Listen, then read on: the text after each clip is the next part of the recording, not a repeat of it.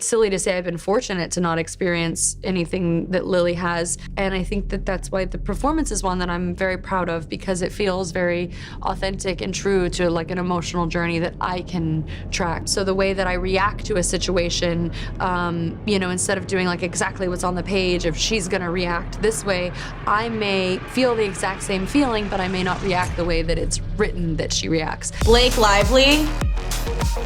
Blake Lively. Blake Lively has been put in the hot seat. Blake Lively is at the center of a new controversy surrounding her new movie, It Ends With Us. The book and the movie have themes of domestic violence. What I did know is that the fans of the book were passionate, and there were so many real-life Lily Blooms who had read this book and changed their situation, and that's what I wanted to protect. I suffer from toxic masculinity. She hit me when I started crying. Yeah, she said, get those tears back in there, boy. Maybe help a group of people feel seen, or reach into somebody's heart and inspire them to make a change in their life. You don't often see messy women in film. And so to be able to be a woman who's contradicting herself. Like so out of touch, like this cringe sense of humor. It's giving like super rich, out of touch people who are trying to be like super relatable, but they're not. This is your night, mister. No, this isn't my night. This is a night for all the women who we made this movie for. Is it unethical to launch your own brand during the premiere of your own movie about domestic violence? And It Ends With Us is in theaters now, so grab your friends, wear your florals, and head out to see it. Hello, Blake. Nice to see you again.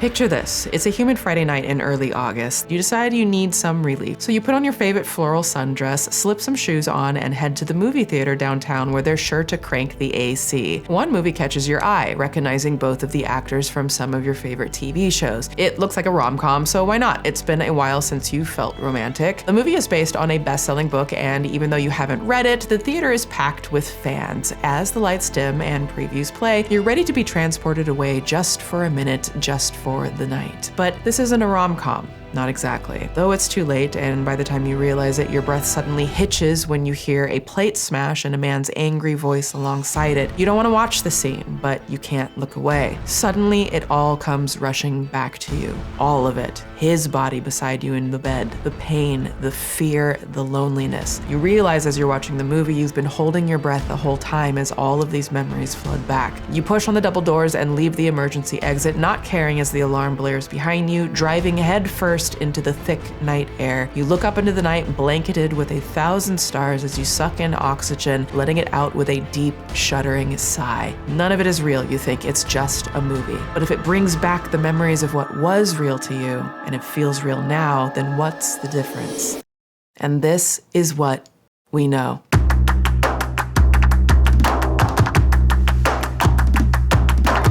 So, today we're talking about one of the biggest movies of this past summer. It Ends With Us, or as we might call it at the end of this, It Ends With Sus, starring Blake Lively and Justin Baldoni, based on the novel by Colleen Hoover. This movie was basically destined to be a hit, an adaptation of a New York Times bestseller by a beloved author, starring two talented actors with a highly anticipated sequel novel release on the way. The movie earned over $245 million at the global box office as of early September, and was the 7th top earning movie of the summer, holding its own against A Quiet Place 2, Inside Out 2, and even keeping pace with a Marvel movie, Deadpool and Wolverine, which we'll be coming back to that one later. So if you're not already a Colleen Hoover superfan, or cohorts as they call themselves, let me give you the cliff notes. It Ends With Us is a novel about a recent college graduate named Lily Bloom, played in the film by Blake Lively, who moves to Boston to chase her lifelong dream of opening up her own business, a floral shop. Cause, you know, Lily Bloom, get it? Yeah, okay, you get it. Now, it's in Boston that Lily has a chance encounter with a handsome man named Ryle Kincaid, played by Justin Baldoni, who just so happens to be a neurosurgeon, because of course he is, and they promptly fall in love. But cracks start to form in their relationship that remind Lily of her tumultuous upbringing, and that's when her old boyfriend Atlas Corrigan, played by Brandon Sklenar, re-enters her life, and she has to make an impossible choice between the two men. I mean, if we're just going off of the looks of fictional characters and not their behavior, a choice between Ryle or Atlas, girl, choose both! Duh.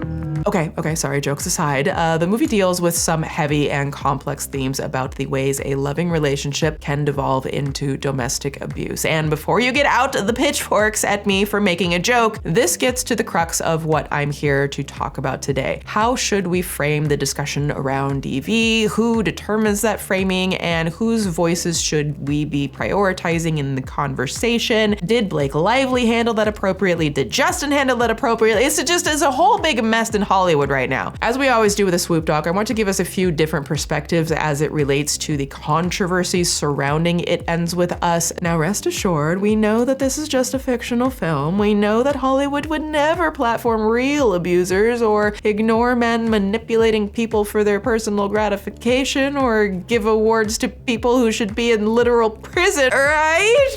At the end of the day, love is love. I love everybody.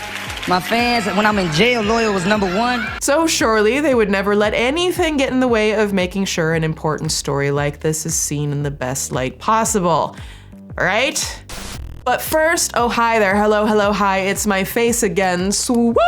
If you're seeing me for the first time, welcome. My name is Swoop and I'm a documentary filmmaker, commentary creator, and professor and dean of Petty University, and I make Swoop docs on unsolved cases, true crime, and social media influencers who abuse their power and manipulate audiences because, as I always say, it's not drama, it's dangerous. We also dig deeper into psychology, perspectives, play devil's advocate, and sometimes, depending on my mood, sometimes we take it to Petty University, okay? Have you all enrolled? Class is in session and all are welcome. Professor Petty is here to take the class on a deep dive field trip. And of course, as always, you can grab your very own apparel pieces from the Valid Ribcage and Valid Social Club collections in the Petty University shop linked below. They may or may not be there much longer because there are some new goodies coming soon. I'm just a heads up. And for extra credit for you studious types, connect with me on Instagram and Twitter for a chance to be featured in upcoming Swoop docs. Quickly now, before we can talk about how it ends with us, let's all get comfy and cozy. It's the fall season, sweater weather is upon us. Let's relax with a few essentials. I personally love lighting some warm scented candles and dressing in the most buttery soft garments without discomfort, and that can only happen in my new Dream Seam underwear from MeUndies. See what I did there? And I think you're going to love them too. So a huge thank you to MeUndies for sponsoring this video. Okay, listen, I thought I knew what comfortable underwear was, but honey, I had no idea until I put on MeUndies' new Dream Seam line. I am talking the most buttery soft, comfortable, dreamy underwear and bralettes I have ever put on my body, and everybody needs to get your body in a set. They keep me cool and comfy, and the fact that you don't have to worry about the dreaded VPL, I am talking those visible panty lines. Get away from me, devil, and stay away from my booty. Be gone.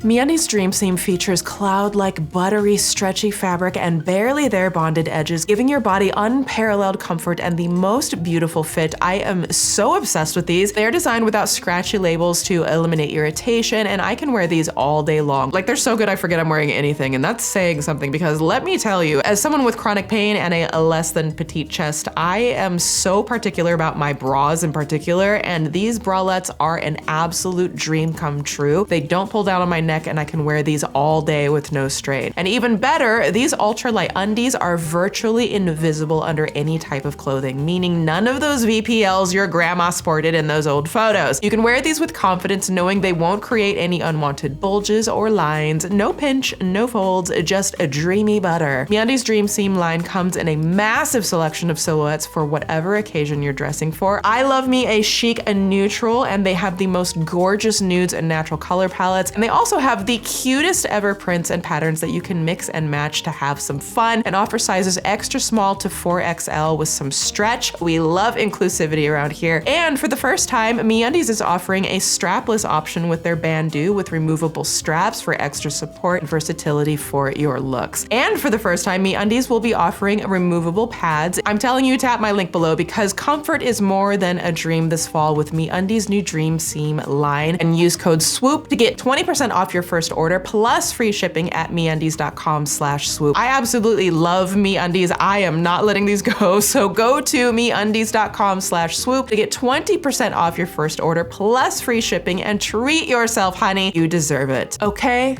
back to the doc. Now, just a quick mention, and then we are going to get to the deep dive. Later on, there will be some detailed mentions of DV in general in reference to the film concept. The film is serious. This doc isn't covering that, okay? We're not going to be covering specific real-world stories of DV like we do in a lot of other Swoop docs. Now, full disclosure for context, we like context here. Many of you know I'm a survivor of CSA, DV, and R-word, so, 10 out of 10, don't recommend. Obviously, I take things very seriously when that is the focus, but I'm also human, and petty is my coping mechanism for BS, especially about the entertainment industry. And you know what? Honestly, I'm kind of sick and tired of making all these disclaimers before the videos. Can we just Summary today, we're talking about people who once longed for the days when slavery was legal, made secret film edits behind the director's back, and promoted a booze company by naming an alcoholic beverage after an abusive character. Not very demure, not very mindful. And I have thoughts. Let's have a sip.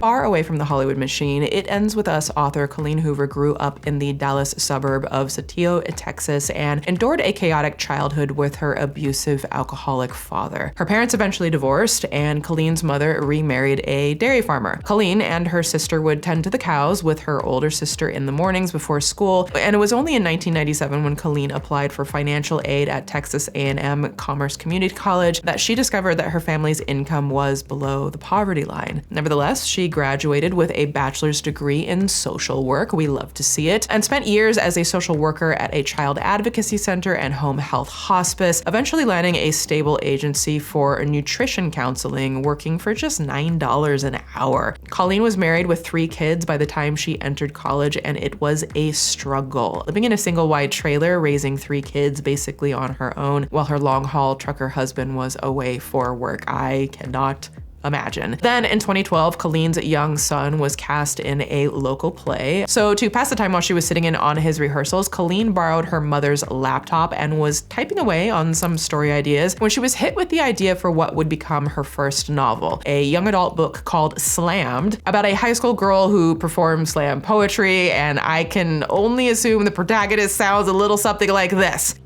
Slam poetry, yelling, angry, waving my hands a lot. I couldn't resist. You wouldn't be able to resist. Anyways, at first, Colleen was just writing the story as a Christmas gift to share with her mom and grandma, but after sharing it with more friends, they became bona fide fans. Colleen's boss at the nutrition center loved the book so much that she took on extra work so that Colleen would have time to write. So absolutely goated move from her boss, by the way, who now works as Colleen's financial manager. But publisher after publisher rejected Slammed, and that's when she decided to self-publish on Amazon's Kindle platform. Again, we love a female entrepreneur. And the sales from strangers started rolling in. People began buying the book from word of mouth recommendations. And that's when publishers finally took notice and approached, which, typical, but I guess better late than never. So as it turns out, Colleen is kind of a bestseller writing machine. It doesn't matter if it's adult romance, thriller, erotica. At the time of this recording, Colleen has written 26 books. Now, It Ends With Us came out 6 years ago, but reappeared on the bestseller list in 2021 and has sold 4 million copies. And after fans begged for a sequel, Hoover wrote a continuation titled It Starts With Us, released in 2022. Y'all, at one point, her books occupied 8 of the top 10 spots on the New York Times bestseller list. Can you imagine? And Colleen herself has generated a massive fan base with cohort Facebook groups popping up with hundreds of thousands of members. But things really blew up after she started a TikTok account that now has over 1.3 million followers, which she has now made private because of all of these shittle bits that we're going to be talking about today. But nevertheless, her material is all over BookTok. There are literally over 90 million TikTok videos tagged with Colleen Hoover. But Where stan culture leads, controversy usually follows. Yes, they do. It Ends With Us was taking heat way before Hollywood got involved. Some have critiqued the content of the book itself for romanticizing abuse, but it's also coming from Colleen's lived experience, and I do think that we should take a minute to uplift that. Like, that a child who was raised in an abusive household can use that experience to create art that transcends and is a powerful piece of writing for many survivors who identify in the same way with her writing. Again, perspectives, right? I don't know what is going on, people, but like, it just seems like more and more people have decided if they don't like something, like if it's not their cup of tea, then they decide that it's just bad and it's bad for everybody. And it's just, you just didn't like it, because a lot of other people do like it, and that's okay too. But I'm getting ahead of myself. Now, not everyone agrees that the writing is a masterpiece. Colleen herself admitted that she didn't do any research, which is interesting, while writing It Ends With Us, and said that she's made mistakes when writing characters, just how we ended up with Ryle Kincaid being Dr. McSteamy Pants, who is a neurosurgeon in his mid-20s. Quote, I didn't know that neurosurgeons went to school for 50 years. There's not a 20-something neurosurgeon, and as I started making the movie, I'm like, we need to age them out because I messed up, so that's my fault. So maybe there are a few factual stretches of the imagination in the book, but it's fiction, people. That's what happens. And it's clear that despite the error, It Ends With Us is an engrossing, engaging read that many people relate to, even if others want to on it. And again, long before a movie was in the works, Colleen and her team needed a way to engage the fans even more and kind of capitalize on the success of the book, as most successful authors do. But how? If your first answer is a florals and domestic violence themed color book, well, congratulations, my friends, because not even I saw that coming. Because yes, believe it or not, they actually planned to sell these on Colleen's website, and the backlash was, it was immediate. Users on Goodreads rated the coloring book 1 star and left shocked comments, and the publishers announced they would retract the book, in addition to Colleen posting this statement to her IG stories. The coloring book was developed with Lily's strength in mind, but I can absolutely see how this was toneless. I hear you guys, and I agree with you. No excuses, no finger pointing. I have contacted the publisher to let them know I'd prefer we didn't move forward with it. Thank you for the respectful discourse and accountability. Nothing but love. So many fans said, kind of kudos to her for seeing this and taking accountability. And maybe that's part of why she's so popular with her fans. But all of that aside, there was one fan of hers in particular who found the story of It Ends With Us so profoundly moving that he just knew he had to bring it to the big silver screen. And that's when Colleen got a call from a man by the name of Justin Baldoni. As a boy, all I wanted was to be accepted and liked by the other boys. But that acceptance meant I had to acquire this almost disgusted view of the feminine. And since we were told that feminine is the opposite of masculine, I either had to reject embodying any of these qualities or face rejection myself. This is the script that we've been given, right? Girls are weak and boys are strong. This is what's being subconsciously communicated to hundreds of millions of young boys and girls all over the world. I came here today to say, as a man, that this is wrong, this is toxic, and it has to end.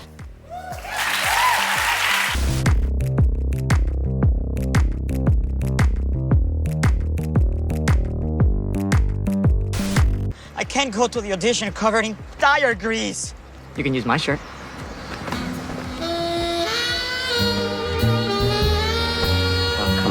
That guy with the famous 12-pack is Justin Baldoni, an actor and now director, probably best known for his role as Raphael Solano on the CW show Jane the Virgin. But before Justin ended up being on the set of It Ends With Us, he started out as a young kid in Medford, Oregon, being raised in the Baha'i faith. Hey everybody! Say hi! Hi! This is a very special time of year for us Baha'is. Now, if you don't know much about the Baha'i religion, because I didn't, they emphasize the unity of all people and importance of all religions. So every year, for a period of 5 days, we celebrate something called Ayamiha, which really just means the days of joy, which is a big celebration where we get a lot of presents. We do acts of service. We spread joy. And Justin has shared a little of his faith with his fans and talks about how it remains a strong moral foundation in his life as he moves through the entertainment industry. And my gosh, do we need to cling to our morals when moving through this industry? I've seen some things. That faith is about understanding something, knowing something, asking questions, as David said, the independent investigation of truth, figuring out what does God mean to me, understanding like, okay, well, what did Jesus say? What did Muhammad say? What did Buddha say? Understanding what these masterful prophets and teachers have told us, then not talking about it, but then doing something with it, preferably good deeds. Justin had no intention of being an actor originally. Growing up, he was a high school radio DJ and music producer, and it was a talent manager in his LA apartment complex who actually encouraged him to pursue acting, launching Justin's career, starting with a role on the daytime soap opera, The Young and the Restless, which I guess comes with the prerequisite that you have to film shirtless at least a dozen times, or did you really even soap opera? I've had the great honor playing some of the greatest male role models ever represented on television. You might recognize me as male escort number 1. Photographer, date rapist, shirtless date rapist, shirtless medical student, a shirtless steroid-using con man, in my most well-known role as Raphael, and who's only occasionally shirtless. You can find him in The Sweet Life of Zach and Cody, CSI NY, CSI in Miami. What actor hasn't been on a CSI? But Justin was also branching out into directing, working on music videos, and even directing an award-winning documentary series called My Last Days about people suffering from terminal illnesses. So early on, I feel like he graduated towards compassion-driven stories. When I created My Last Days, it was 3 in the morning. I was sitting in my room. I couldn't get an acting job to save my life. Something wasn't working. I wasn't using myself as an instrument of change. I wasn't really, truly being of service. And I couldn't stop thinking about this quote. Baha'u'llah, the prophet founder of the Baha'i faith, says, "I have made death the messenger of joy." So My Last Days came through me. I created it, but it wasn't me. The documentary had multiple seasons and aired on the CW, earning Justin enough to found his own production company, Wayfarer Studios, which, yes, at first, okay, I too thought this was some tribute to Wayfarer furniture sales. Okay, I was wrong. Let me educate myself. We all know it's a celebrity's rite of passage to enter the world of podcasting. I might be doing the same. Hint, hint, hint, hint. But you didn't hear it from me. And Justin has a show called Man Enough, which is also released on YouTube. Everyone kind of looks at me in my circle, and they think I'm so put together. Like I don't have problems. But then what happened recently is when I opened up to some of my closest guy friends, they were just like, everything like changed. They were like, wait, you have problems too? And I'm like, of course I'm going through problems.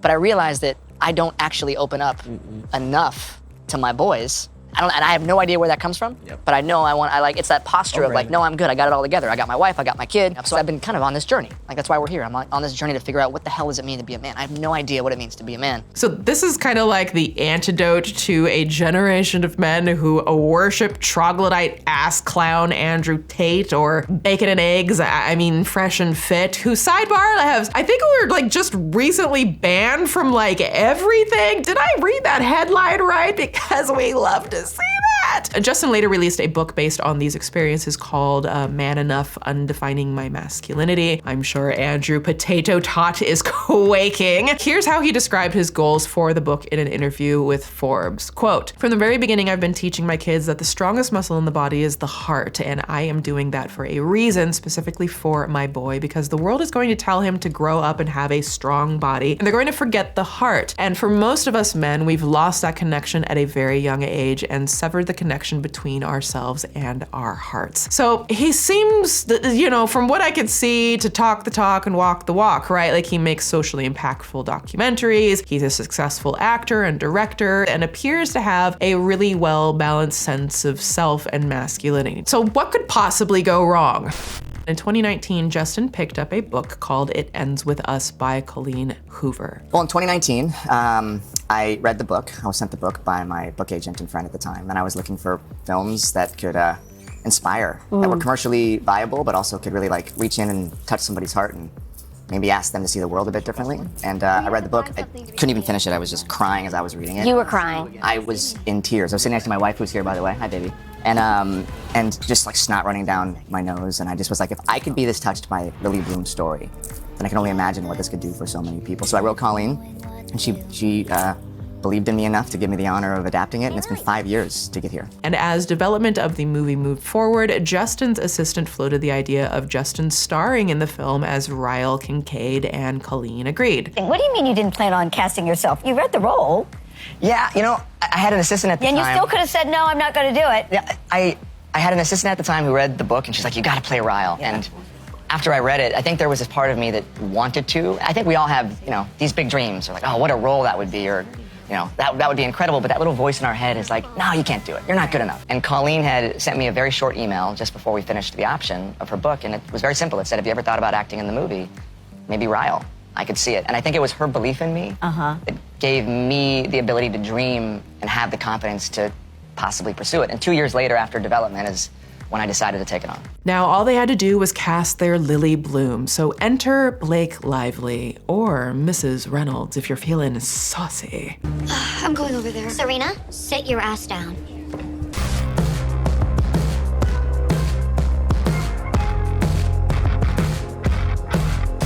If you know who Blake Lively is, it's likely from her cascading blonde hair and scenes where she's perpetually walking out after lambasting some other character for their problems. And I just need to get out of here, but I have to go.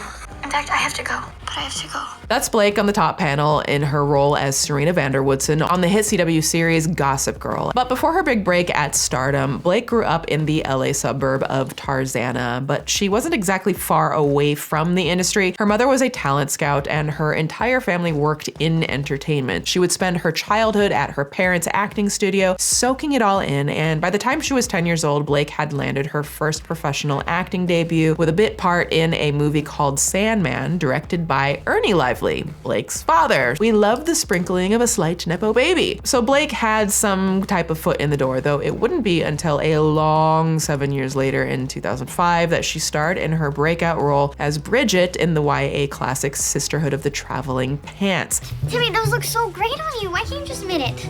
No, because I'm following in self-pity. And this was where Blake's career really took off. She booked a few more independent films, notably starring in a film called Elvis and Annabelle as a girl battling an ED who was competing to win a beauty pageant. Now, in 2007, millions of viewers would become intimately familiar with Blake's face on their screens for her charmingly obnoxious role on Gossip Girl. Hey, here you guys are. I looked all over the dining hall for you. Oh, hi, I'm Serena. I know. Hi, I'm Jeffy. Y'all, ironically, like I literally just watched this show start to finish like 6 months ago as my like, let me forget the world exists for 1 hour a night. I kind of do that with old shows that I think are like kind of like ridiculous. I also do that with like the worst Christmas movies you could possibly find. If you guys know of absolutely terrible Christmas movies, I mean, they need to be awful. Leave them in the comments because I'm gonna watch them, because that just gives me, that's my escape show. But holy like her character, Serena in Gossip Girl, annoys the piss out of me. Like I get it, she's endearing, but also my gosh, does that character ever own up to any of the mass chaos that she causes every 3 to 5 business days? Is it just me? Okay, just let me know in the comments. Did you like the Serena character? Because I should go.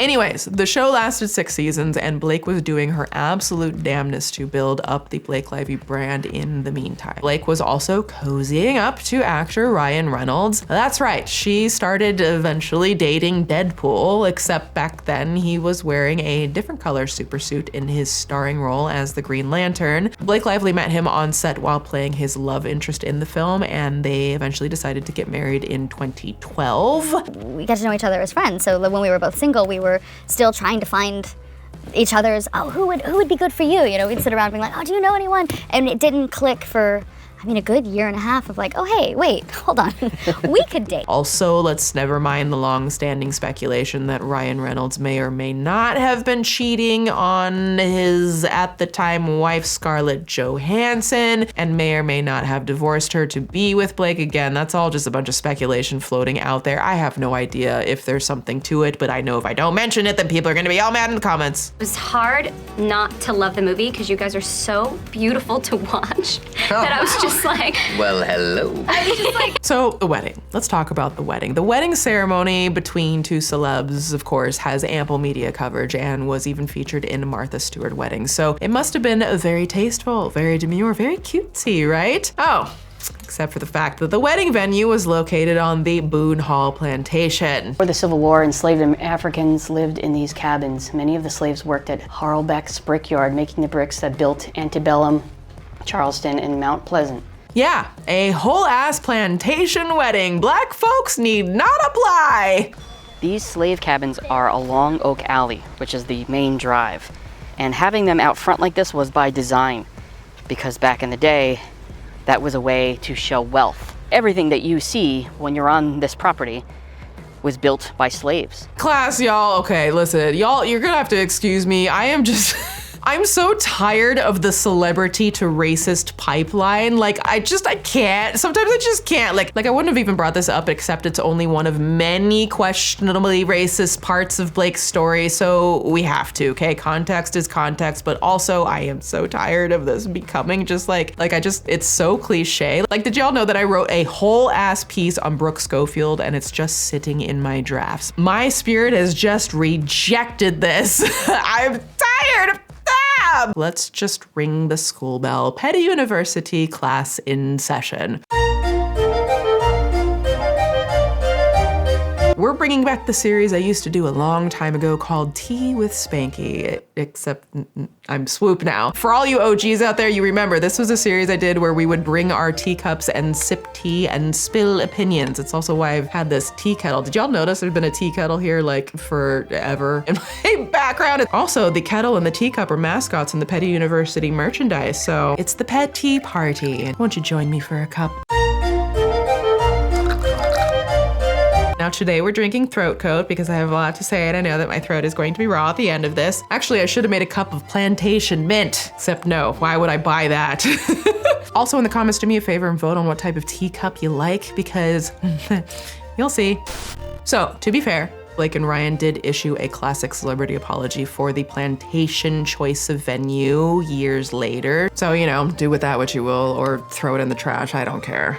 Quote, what we saw at the time was a wedding venue on Pinterest. What we saw after was a place built upon devastating tragedy. Years ago, we got married again at home, but shame works in weird ways. A giant epping mistake like that can either cause you to shut down or it can reframe things and move you into action. Repatterning and challenging lifelong social conditioning is a job that doesn't end. Now listen, I'm not opposed to historically awful things being transformed into something educational for the purposes of healing and reconciling the past. I've seen some plantations that have fully acknowledge their tragic roots and turn it into something that doesn't erase the pain, but presents a healthier future. Now, I personally don't think that's what Boone Hall was doing, and after everything else that I dug up, I don't personally think Blake and Ryan really cared, and I think they probably knew. Like, literally just look at the Boone Hall website about the wedding venue. The Belle of the Hall, located on the grounds at Boone Hall Plantation, is an iconic structure that has a history all of its own. A building which is nestled in a majestic setting on a tidal marsh amongst over 3 centuries of history, beauty, and grace. A rustic building whose walls, if they could talk, would speak proudly of a guest list over the years. I'm guessing that if those walls could talk instead of the proud guest list, they'd probably mention the brutal slavery that happened, but who am I? I'm also very impressed that a former white-owned slave plantation, which features several super fun slave cabins owned by slave owners, managed to maintain its legacy of being owned by rich old white people who continue to profit off the plantation by selling expensive tour tickets and wedding packages to come experience the slave cabins for yourself. $28. What a bargain. Fiddly-dee! Now, in addition to the apology, Blake and Ryan also donated $200,000 towards the NAACP Legal Defense Fund, which will not be the only time we see this couple make large donations amidst scandals. But, you know, at the end of the day, I'm happy to see vulnerable communities receive some type of something, even if it's riding high on performative action, but I'm still not gonna give it a hand clap. So now that the girls stopped gossiping, Blake went searching for what was next. When she decided it was time to redefine her identity with a brand facelift. And what better way to accomplish that than with a lifestyle blog? So that's when around 2014, Blake launched her new blog/e-commerce site Preserve, and I'll bet you're wondering, Swoop, Preserve what exactly? Judging by their first cover spread featuring a clothing company called Magnolia Pearl, they want to preserve the good old days? Yes, that's right. The same Magnolia Pearl who launched a collection called Plantation 2012, where you too can preserve the iconic aesthetic of the good old days where folks were plowing fields and whipping slaves. I'm just like, what in the Mason-Dixon Confederate couture? You know, at least the mood is on brand with the plantation wedding. Now, obviously there's a lot to critique here, but are they wearing literal rags? I think they're wearing burlap sacks and charging a premium for it. Like, I'm just like, what was the vision? Aside from, you know, maybe come spend hundreds to look like you found clothing at the bottom of a cow pie, run over by a tractor that may or may not have racist undertones.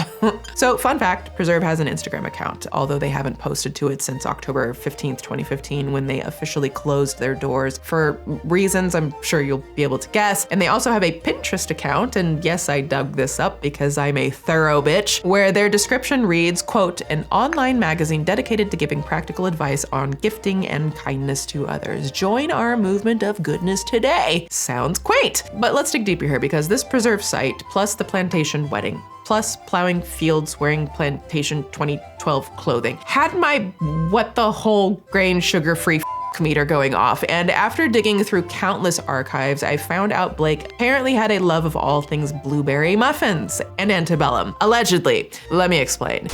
So in the fall of 2014, Blake Lively's blog/magazine/e-commerce site Preserve released a curated collection of clothing with a spread titled The Allure of Antebellum. Blake Balake. Balake.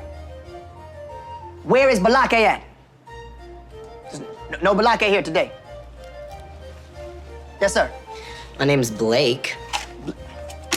Are you out of your goddamn mind? The Allure of Antebellum. So if you don't already know, the word antebellum quite literally means before the war. Ante meaning before and bellum meaning war. From roughly 1832 to 1860, quote, the antebellum period is defined as the time between the formation of the US government and the outbreak of the American Civil War. Now specifically, this term is referring to the era before the Civil War. You know, that a lovely time in this great nation when Black folks were horrifically brutalized and forced into slavery to plow the fields and do the work, along with other marginalized groups that built the foundation for what this country is today. That time? Yeah. Blake Lively posted a spread in which she and her business profited off of the romancing and glorification of the time when slavery was still very much legal. She posted this just 2 years after her fabulous plantation wedding, so cool. Now, there weren't many people talking about this, but I did find the most amusing short article from Vox that explains it like this. This week, Blake Lively, a popular human with great hair who supposedly stars in movies sometimes, made the most interesting move of her career. She accidentally published pro-slavery propaganda in her online lifestyle magazine, Preserve. A spread entitled The Allure of Antebellum appeared in the magazine's fall issue with a word salad that extolled the satirical tastes of the white women of the Confederate South. Now, don't worry, class, okay, Petty University, so you know it gets worse.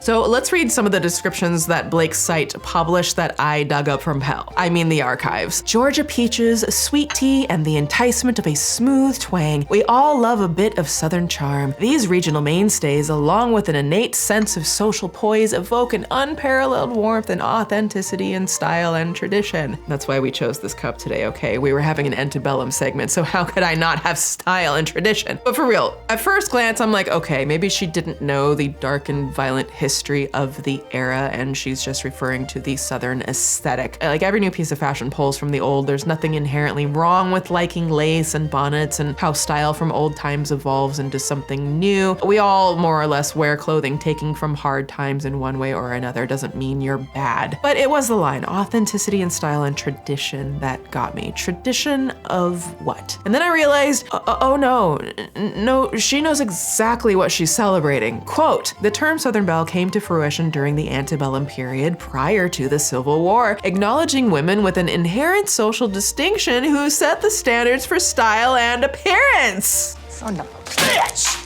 What in the whole grain hell? Why did I get out of bed for this? Let's keep reading. These women epitomize Southern hospitality with a cultivation of beauty and grace, but even more with a captivating and magnetic sensibility.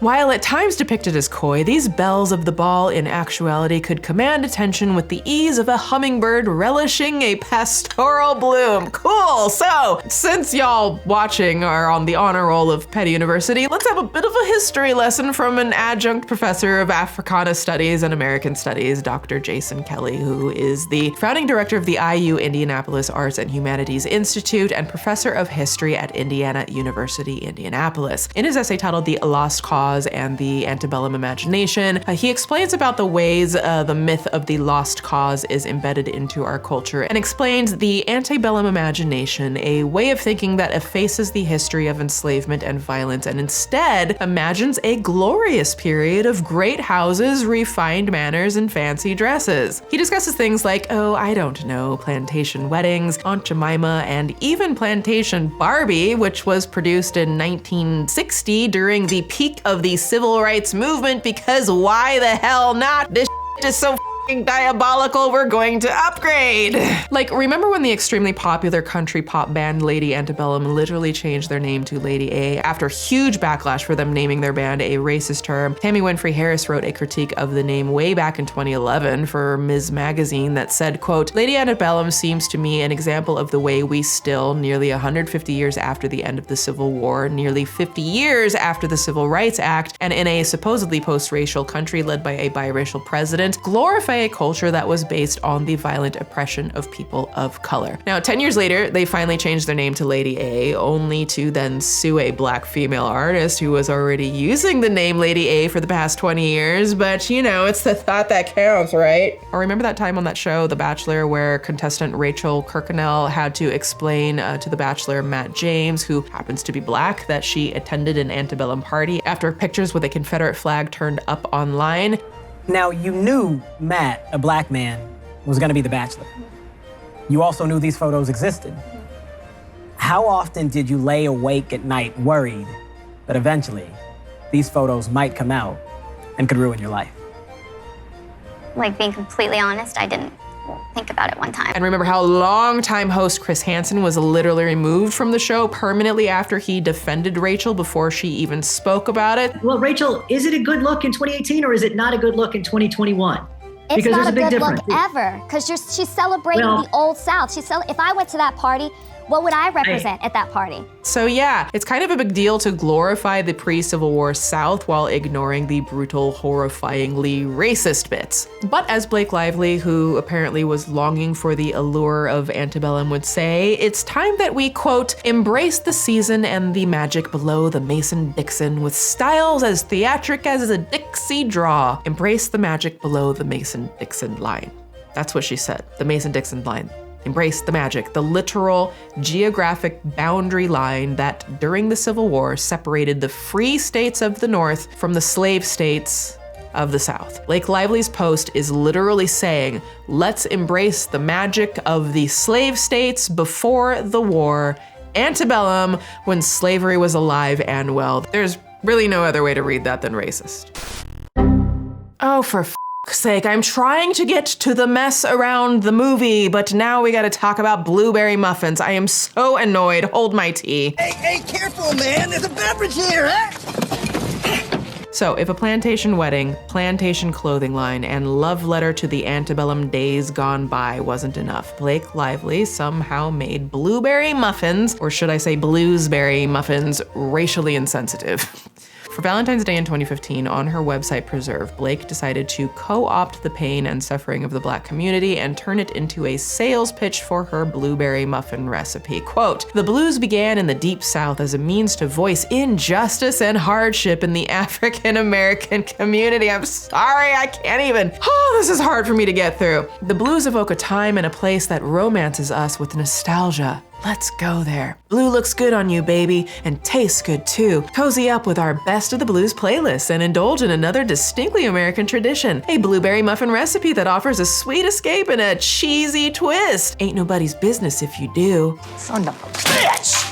Yeah, oh, also, did I forget to remind everyone that Valentine's Day is in February, which is literally Black History Month, so I guess you're welcome, Black people. Bitch! When someone's track record is repeatedly telling you who they are over and over and over for years, it's okay to believe them.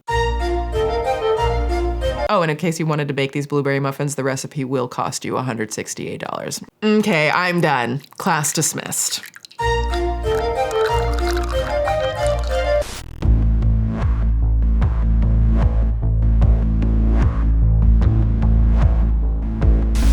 The Preserve website and lifestyle blog shut down, but Blake was still busy with other roles of Age of Adeline, A Simple Favor, and did anyone see this movie? And that's when Justin Baldoni called. You know, I remember meeting Blake for the first time, and she was so disarming, and she felt so approachable.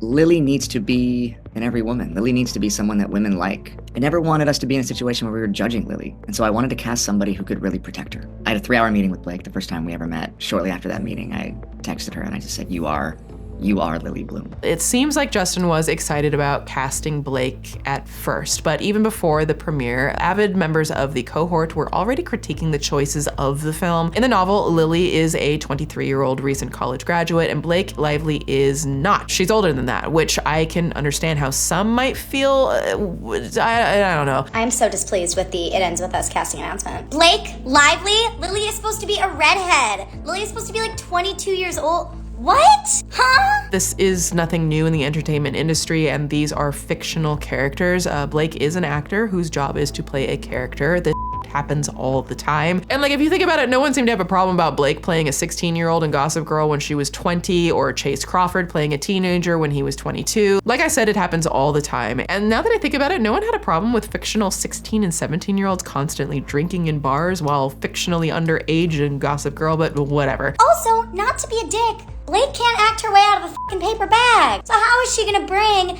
the gravitas that Lily motherfucking Bloom has to go through? And Justin Baldoni, I don't know who Justin Baldoni is. Now, if we really want to play devil's advocate, men actually get cast in roles that are younger than their real age all the time. I think more so than women, and people don't care. Like when 30-year-old Nepo baby Ben Platt starred in Dear Evan Hansen as a teenage kid with a permanent 5 o'clock shadow. And while ageism exists across industries and for all genders, women in Hollywood, and honestly, I just like women everywhere, have been forced into living with a misogynistic ticking clock put on them the minute they hit age 25. I mean, just ask Leonardo DiCaprio. But the 47-year-old actor is officially single again after splitting from his girlfriend of 5 years, Camilla Morone, just weeks after she celebrated her 25th birthday. The American actress is now the 8th woman Leo has called it quits with before they turn 26. And the breakup has now reignited the divisive theory that Leo will not publicly date anyone over the age of 25. I know I talk about this often, but I think it's important to try to like obliterate the stigma because trust me, if you're teens, 20s, shaming women who are older than you, that's gonna happen to you when you're older. So just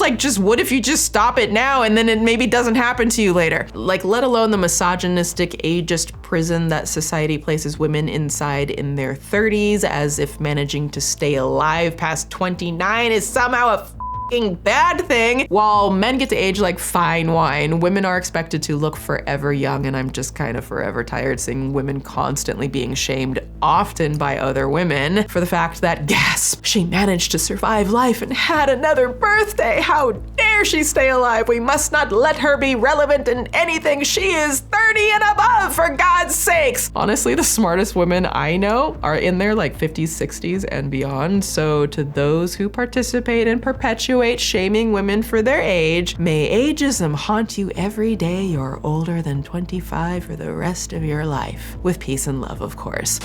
Now, ironically, as you might guess, some people also pointed out that Justin Baldoni, who is now 40, made more sense since, you know, he's supposed to be a neurosurgeon, which yes, but then if we're being fair, if the film cast a woman who was in her young 20s and Justin is 40, then People would be outraged that these actors with real life age gaps are enacting love scenes because people have become unbearable with the selective outrage. So then I'd have to ask, are we pushing for actors with significant real life age gaps to do scenes and abuse scenes together? Like, I've literally been sitting on a script for months about the outrage that people had when 21-year-old Jenna Ortega played a role in the film Miller's Girl, acting opposite Martin Freeman, who in real life is 52. Some people got really angry about the real life age gap of the actors, even though they are actors just doing their jobs, and the film was literally about the topic of age gaps. But I'm just like, oh, if people get angry at actors having age gaps, then why are we angry when actors don't have age gaps? I'm just asking questions. All right, you know the saying, don't judge a book by its cover and don't judge a film until it's released, right? Starting with the world premiere on August 6th in New York. But as Blake, Justin, and the rest of the cast walked the red carpet and posed for photos, viewers couldn't help but notice Justin and Blake weren't taking any photos together. In fact, Justin wasn't being photographed with any of the other cast members. Now, a little online sleuthing found that the entire cast had unfollowed Justin Baldoni, including Blake, which on the surface doesn't look good for Justin, but again, books, covers, don't judge, and he was still following them. But even author Colleen Hoover wasn't following him. Gasp! Colleen Hoover, the woman who had trusted this man to direct the adaptation, the woman who had just months earlier been promoting the film arm in arm with Justin, this woman. One of my favorite moments of the entire 5 years of making this film was the very first test screening that we had. Colleen and her mom came out, and her mom couldn't even talk. She was just so grateful. And she was in tears, and she gave me the biggest hug. And I told her in that moment, I said, you know, this was for you. Thank you for your bravery and for choosing something different for yourself so that Colleen could, you know, write this book and impact millions and millions and millions of people. So it was clear that something was off. Blake went to attend international premieres while Justin stayed in New York for additional screenings, and it got even weirder when Colleen Hoover made her TikTok account private and stopped posting, not only cutting off her beloved cohort, but leaving a huge marketing boon on the table by not using her social media to promote the film or bring awareness to the topic of DV, which is kind of the entire purpose of the book in the first place. You know, stop the cycle, it ends with us. The cast has continued to stay quiet about whatever disagreements may or may not have occurred, but we'll get to some insider intel from the set a little later. My gosh, that has got to be the most drama thing that I have ever said in a Swoop talk. It's not drama, it's dangerous, but sometimes it's drama. Sorry. In the meantime, as things started getting a little fishy during Justin and Blake's separate press interviews, it became clear to people that these two appeared to be in it for very different reasons. For the most part, Justin has stayed on task when it comes to promoting the message of the film and bring awareness to DV. Remember, while we're not focused on the details, the film itself is serious, with very graphic and violent scenes around DV. The fans of the book in 2019, when I optioned it, were passionate, and this book meant something to them. And there were so many real-life Lily Blooms who had read this book and changed their situation. And that's what I wanted to protect. And I wanted to honor those fans and the people that have experienced what Lily experiences in this movie. Well, now, of course, every time you're adapting a book to screen, you have to change things because you don't have 400 pages of real estate. The things that we changed, we tried to do very intentionally, and we tried to keep the emotional journey and through line as identical as possible. I'm gonna be real with y'all. This entire interview with Justin, in my opinion, is kind of spot on. Like, spot on in ways that I honestly wouldn't have expected from a director of a fictional film that touches heavily on very real themes of abuse. Justin felt a sense of responsibility not only to Colleen, the fans, and to the book, but also to uplift those who have experienced DV and maybe even saw themselves in Lily's character. Even his explanation about humanizing Ryle's character is very delicate because he explains how by humanizing Ryle, even though what Ryle does is awful, it protects the character Lily and by proxy protects the discourse around survivors in real life, where Lily continues to love Ryle even though he's awful to her. I think the most challenging aspect of playing Ryle was finding a way to make him human. Because I had to take myself out of it because I think, I had so much anger and judgment towards what he does. And he does things that are simply unforgivable and that will never be okay in any situation. And yet I had to go in and understand why. It was really important to me to make him a fully developed person who had hopes and dreams and feelings. And it was really important for me to make sure that the audience understood why Lily was with him. Whoever was gonna be playing Ryle, it was really important that we liked him. We understand why she's with him because that protects Lily's character throughout the movie. That people could understand why she loved him and why the choice was so hard. I think this level of nuance and care around the viewers, people like me who are survivors, respecting the fact that oftentimes survivors don't leave their abusers for a myriad of reasons, and how important that was to not shame us with the film. I think that's pretty impressive based on his decade-long track record of giving a and the consultants he brought on throughout the making of this film, which we'll discuss later. I think there's a strong likelihood that he's being pretty genuine here. Again, just looking at it as an outsider. And one thing's for sure, if you didn't know what the film was about and you saw his promotions for the film, you would have a pretty thorough trigger warning and understanding that the film was about DV and, you know, not get caught off guard when going to see the film. Now, most of you know where this is headed. Let's compare Justin's interview clip to Blake's interview when she was asked specifically about DV survivors relating to the film and wanting to share their experience with her. I'm gonna jump into this, and Blake, I'm gonna start with you. Most of us, if we're lucky enough to run into a celebrity in public, we only have a few moments to maybe speak with you guys. But for people who see this movie, who relate to the topics of this movie on a deeply personal level, they're really gonna wanna talk to you. This movie is gonna affect people, and they're gonna wanna tell you about their lives. So if someone understands the themes of this movie, comes across you in public, and they want to really talk to you, what's the best way for them to be able to talk to you about this? How would you recommend they go about it? Like asking for like my address or my phone number or like my location share. Or I could just location share you, and then we could. I'm just curious about social security number. I'm a Virgo, so I'm like, are we talking logistics? Are we talking emotionally? Yeah, jokes, laughs, complete dismissal of the question, and that pissed people all the way off. The fact that she gave a sarcastic non-answer to a genuine question about DV and survivors during an interview to promote a movie that deals with the topic of DV, it's called media training, babe. Now, I'm not saying Blake needed to get super serious. I'm not saying she can't make a joke. No, I'm not saying that at all. But the dismissal of survivors when directly asked left a lot of people angry and upset. And I can understand that. We're talking about a film about DV, and people who have survived in real life are going to feel things. That's the point of the film. And when asked if someone runs into you in public and feels compelled to share their experience, the interviewer is literally asking, how could someone do that appropriately, right? Like not cross boundaries, hopefully. And Blake dismissed that completely, and instead the viewers got what felt like a condescending answer about location sharing and whatever the hell else that was. Social security number. Now, to paint a fuller picture, and something I don't really hear anyone talking about, I've watched many Blake Lively interviews, way more than I ever. Yeah, and I just across the board kind of get the feeling that Blake is trying to come off the same way her husband Ryan Reynolds does in his interviews, where everyone thinks he's just the funniest guy, we all love Ryan, blah, blah, blah, blah, blah. Okay. Oh, God. This is cool. It's not every day the husband gets to interview his wife's love interest in a film. It's kind of crazy. I don't remember seeing this on the schedule. Dive in, shall we? So I saw you posing in a photo with Mrs. Reynolds, and I'm sorry, what do you call her? Do you guys have a nickname or something? Okay, no, just so it's Mrs. Okay. Anyway, I saw this photo. It was very suggestive. So I got it right here. I'm gonna. How do you explain that? Is that genetics? You have some sort of like low-angle squat routine to pop that region in that way? I mean, what's going on here, man?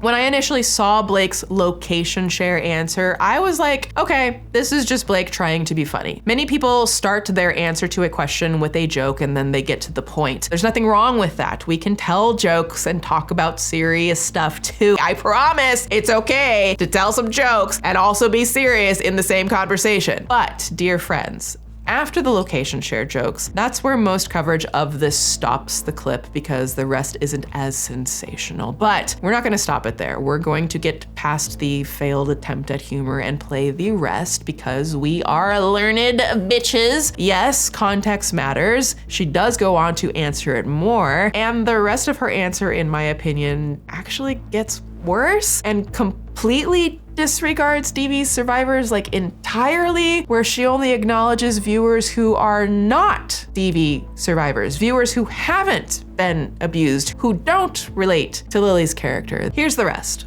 I'm a Virgo, so I'm like, are we talking logistics? Are we talking emotionally? Yeah, what's been beautiful about this movie is that, like, unfortunately, we all know at least someone, but we normally know like a lot more than some ones. We know some manys who have experienced this, and the beauty of this has been to see people and to see this movie alongside women who haven't experienced this. Thank goodness. Go, whoa! It was, I fell in love too. I saw the red flags, but they didn't look red. They looked kind of fuchsia and cute. The most beautiful part was seeing people who aren't abuse survivors fall in love with the movie. Balake! I watched this and I'm like, oh, we were right there. You had one job. It was one specific question to acknowledge the survivors that your character represents, but like maybe say something. Listen, I understand it's lovely when people who don't relate get more understanding of living through very difficult scenarios of abuse, but why are we going out of our way to not acknowledge the people that the film does represent? I am confusion. And the story is told with such empathy that I feel like this movie can be healing, it can be a cautionary tale, and it can also and it can be inspiring. Empathy to who? The people who thankfully haven't endured abuse? Those are the only people that she's acknowledged so far in this. And again, I'm just asking questions. And the story is told with such empathy that I feel like this movie can be healing, it can be a cautionary tale, and it can also and it can be inspiring. So I think that the movie itself and Colleen's work itself does that work. And for anyone, if anyone ever comes up to you and says that your work meant something to them outside of just having that collective experience in a theater where you laugh and cry and feel together, like, what a blessing. So she jokes about location sharing, which fine, have a giggle. But when the jokes are over, she doesn't acknowledge the people who have lived the violence that her character is living, but instead comments on how nice it is for people to appreciate her work. And again, I am confusion.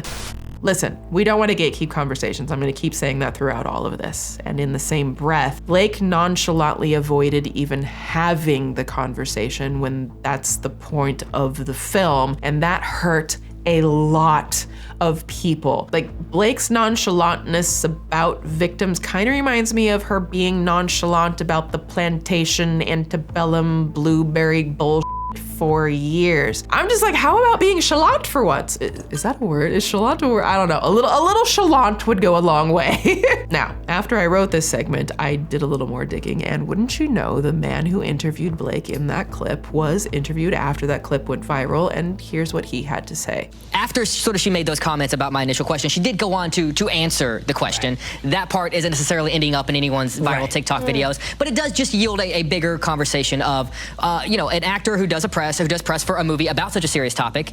You gotta talk about it. Right. And oftentimes, that's as much as we love doing fun interviews with these actors and kind of having that moment. I always sort of use the bar of let the tone of the movie set the tone for the interview. So I agree that people clipped out the rest of her answer, and agree that the tone of the film often dictates the tone of the interview. Jokes are allowed. It helps us all relate. It's okay. And I think the interviewer is, of course, trying not to ruffle feathers. And if you're doing an interview for a movie about domestic violence, you shouldn't be looking for that fun, funny, viral moment. You gotta have a real honest conversation, because it is something that affects people every single day. The interviewer's first question is very specific, and her answer came across as though survivors don't really exist, while complimenting the people who are blessed enough to not have been abused. And so then if you contrast that with what Justin is saying in all of his interviews, it paints a very telling picture of discrepancies going on here. This is your night, mister. No, this isn't my night. This is a night for all the women who we made this movie for. This is a night for Blake. This is a night for Colleen. Yeah. I'm just so grateful that we're here. 5 years in the making. Compassionate, refuses praise, acknowledges survivors, and praises the women involved. While people felt that Blake was dismissive to the survivors impacted, the only person Justin was dismissive to was himself. Boundaries for public figures, boundaries for anyone are important, and maybe that's what Blake's initial location share jokes were trying to convey, right? That she had boundaries about how people approach her in public. I can totally respect that. Seeing it clipped out to just that part isn't telling the full picture. If that's where the interview actually ended, I would say, cool, she expressed her boundaries, but that's not how it ended. And so then a lot of people were upset and hurt, right? So if I had to weigh in just, you know, as a survivor on what I would have liked to have heard her say, for whatever it's worth, and like, honestly, we're just gonna move on. But, you know, she could have set her boundaries in the interview respectfully and say, you know what, I totally empathize with a survivor who might sadly relate to the film. My heart is with them, but I don't feel properly equipped to help someone because I don't personally relate to the experience of survivors. You know, please visit these resources listed below. Like, I think that that could have done wonders to help people. It's unfortunate that it didn't go that way. Which, by the way, on a quick serious note, I know I say this in nearly every doc, but I think it's worth saying again. If any of you have or are currently living through DV, please know there are free resources that can help support you, like rain.org. I promise you don't have to live through this alone. You are valid and worthy in how you're feeling, and you are worthy of a better life, free from the pain and confusion that you feel. Please do not feel ashamed if you can't see any way out. I understand, I hear you, but I promise there are options if and when you're ready. And if you're concerned about someone in your life checking your browser history, and it might put you in danger if they find out that you were looking at these resources, please do visit the site using like a private browser mode or clear your browser history afterwards, and just know that you will get through this. I truly believe that. Okay, back to things less heavy, because I too need a break before I trigger myself into oblivion. We do have It Starts With Us, so I'm hoping to see you back in the double duty role. I think there are better people for that one. Justin. I think Blake Lively's ready to direct. That's what I think. So, yeah. So clearly there's tension here, but we still have no idea what happened on set that caused the rift between them. And until we know, the public was only seeing more confusing takes on the press tour, which made it all the worse. Hello, Blake Lively here. Colleen Hoover. And It Ends With Us is in theaters now, so grab your friends, wear your florals, and head out to see it. Share the emotion. Share the experience. You can imagine that grab your friends and wear your florals did not at all give people who didn't know what the film was about the knowledge that the film was about DV. It sounded very much like a rom-com. So when it's being promoted as a fun, fabulous girls' night out romance flick, encouraging you to share the emotion, share the experience. Number one, why would you want to share that experience? And there's zero acknowledgement about DV. People were very upset when they sat in the theater. It's almost like Blake and Justin were on two completely different press tours for two completely different films. Justin was here to talk openly about DV and survivors while having a chuckle here and there, and Blake was here to not talk about that and promote the film like a fun time with a twist that you don't want to miss, except the twist was DV. Yay, Miss DV, come on down! Come on down! You're the next contestant on The Price is Right! Told you, we're keeping this light. There were also moments that it felt less like a press tour to promote the film and more as promoting, the massively successful power couple that is Blake Lively and Ryan Reynolds. Why is Deadpool Wolverine sold out? I'm sorry, I got distracted back there. I feel offended, but we're not out yet, that's fine. I'm happy about that. No, I didn't even answer it. Sorry, it's like flashing sold out. Ryan's here tonight. What is it like for the both of you to be promoting major motion pictures at the same time? Oh my gosh, it's just so thrilling in our house right now. We help each other, we work together so much. I mean, you do have to applaud a marriage where both spouses are supportive of each other's careers. Ryan ended up working on It Ends With Us, but not as an actor and not always in an ethical way, which we'll be getting to that later. But in general, the way Blake promoted this film, or the way she was told to promote this film, often made it seem like a summer rom-com. Compatible are zodiac signs. I'm a Virgo, what are you? I'm a Libra.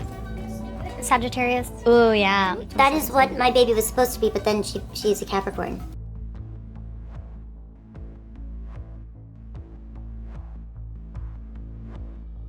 You guys, we talked about our movie Not At All. Thanks for joining us. In theaters, August 9th. Yeah. That's a wrap, guys. We got it. So great. I think that'll sell the film, honestly. nothing about the topics the movie is covering, which leaves many audience members who haven't read the book in for a rude awakening. Just look at this trailer. There's like literally no indication of DV throughout this whole thing other than a nebulous temper moment, and sadly the film did have a triggering effect for some who weren't aware the film wasn't a rom-com. Quote, dude, movies have got to start disclosing that there are R-word scenes, abuse in them. Left It Ends With Us triggered AF cause I thought it was a rom-com and almost went and saw Blink twice thinking it was just a thriller, and then someone came out and said it's about R. Like, bro. But on the flip side, there were some interesting comments mentioning that yes, they were triggered, but the film also did a phenomenal job portraying DV. Just watched It Ends With Us, and all I can say is Justin Baldoni did an excellent job. If you ever experienced DV in firsthand, there's no way you didn't get triggered by his acting and that face before they lash out at you. Watch It Ends With Us triggered me in so many ways, but now I have to read the book because I loved it. Now, these aren't outlier comments either. A lot of viewers mentioned that the film triggered them as a survivor, but that it was also very well done. It Ends With Us becoming a major motion picture means that there will be more discussion and increased awareness about DV, and that's a great thing. Whether or not you feel that trigger warnings are necessary, and people have presented valid points to both sides, part of the issue many people have is the marketing of the film, or rather Blake's approach to marketing the film being kind of out of step with the message of the film, where again, in stark contrast, Justin continued to underscore and acknowledge survivors and the purpose of the film. And I wanted to make sure this film always had a female gaze, and I was never putting myself into it. But one of the things that I think is very easy to say, especially for us men, the question that's always asked is, why did she stay? And that's the wrong question. Yeah. What we need to be asking ourselves is, why do men harm? My intention from the very beginning, the first conversations I ever had about this movie, was I wanted the film to reflect Lily's emotional journey, to be in her mind in a way that an audience could understand the complexity, to choose something better for herself than maybe was chosen for her. What comes to mind isn't so much about the work that went into it, but about the why behind it. What was the why for you? The why was that if a Lily Bloom in real life can sit in this theater and maybe make a different choice for herself than was made for her, maybe she sees herself on that screen and she leaves the theater and chooses something different for herself. That's why I made the movie. That's a beautiful That's why, what I'm right? thinking about tonight. What do you want men to take away from this film? First of all, I want men to stop asking the question, why do women stay? Yeah. Right? I want men to take accountability. I want men to hold other men accountable. And my other hope is that the men who have not done the work, who have not done the work to heal, if they see bits of themselves in Ryle, have a chance to step back and say, you know what, I don't want to blow up my life. I don't want to hurt the person I love the most. I need to get help. And hopefully that can create some compassion and empathy and make the world a safer place. Now, when it comes to talking about DV, maybe Blake was afraid she might say the wrong thing, but the question would be like, you studied the character, and one would think that there was some training or that you would have learned something throughout the course of this production, because here's the thing. There was a production consultant working lock in step throughout the production. The consultant, the No More Foundation, a group dedicated to ending domestic and violence by increasing awareness, inspiring action, and fueling culture change. Now, the person who brought on the foundation to consult, Justin Baldoni. Yeah. The man's consistent. Quote, Justin Baldoni's production company Wayfarer Studios is partnering with the No More Foundation to provide resources and information related to the abuse depicted in Baldoni's latest film, It Ends With Us. Through an end card running in the film's credits and a dedicated page on their website, No More aims to offer survivors of D and SV and their loved ones easy access to help. Most notably, the No More Global Directory connects people to support services in the US and 200 countries and territories around the world. Wayfarer Studios has an ambitious mission. We aspire to create projects that are both commercial and truly make a difference in the lives of our viewers. I was looking for films for our company, Wayfarer Studios, and we had just started the studio that could be, one, commercially viable, because of course we want to make money, but more than that, could share some deep truth that could maybe help a group of people feel seen, or reach into somebody's heart and inspire them to make a change in their life. That's what matters, and that's why, for me, that's why I'm in this business. That's why I want to be a storyteller, because those are the movies that impacted me. Which, sidebar, contrary to the selective outrage that some people increasingly have, which I have seen especially with this film, it actually is okay for a production company or a filmmaker or even like a creator to earn income spending their time covering important stories that bring more awareness and education to dark topics of trauma like DV. When people get mad at films or documentaries or commentary think pieces or articles that are about things like abuse, it's counterproductive and encourages less content being made to amplify these stories, and we really want to keep talking to destigmatize talking about this stuff. I saw people like who were selectively saying to creators like Justin, like, you're just profiting off of trauma when they tell these stories, which means they think that filmmakers shouldn't earn income to feed their families because they chose to spend their time dedicated to amplifying important stories. That makes no sense. People want to hear these stories. People went out in droves to watch films like this. They watch content about this stuff. They want to learn. And I think gatekeeping storytellers is weird. If filmmakers can't pay their bills while spending years of their lives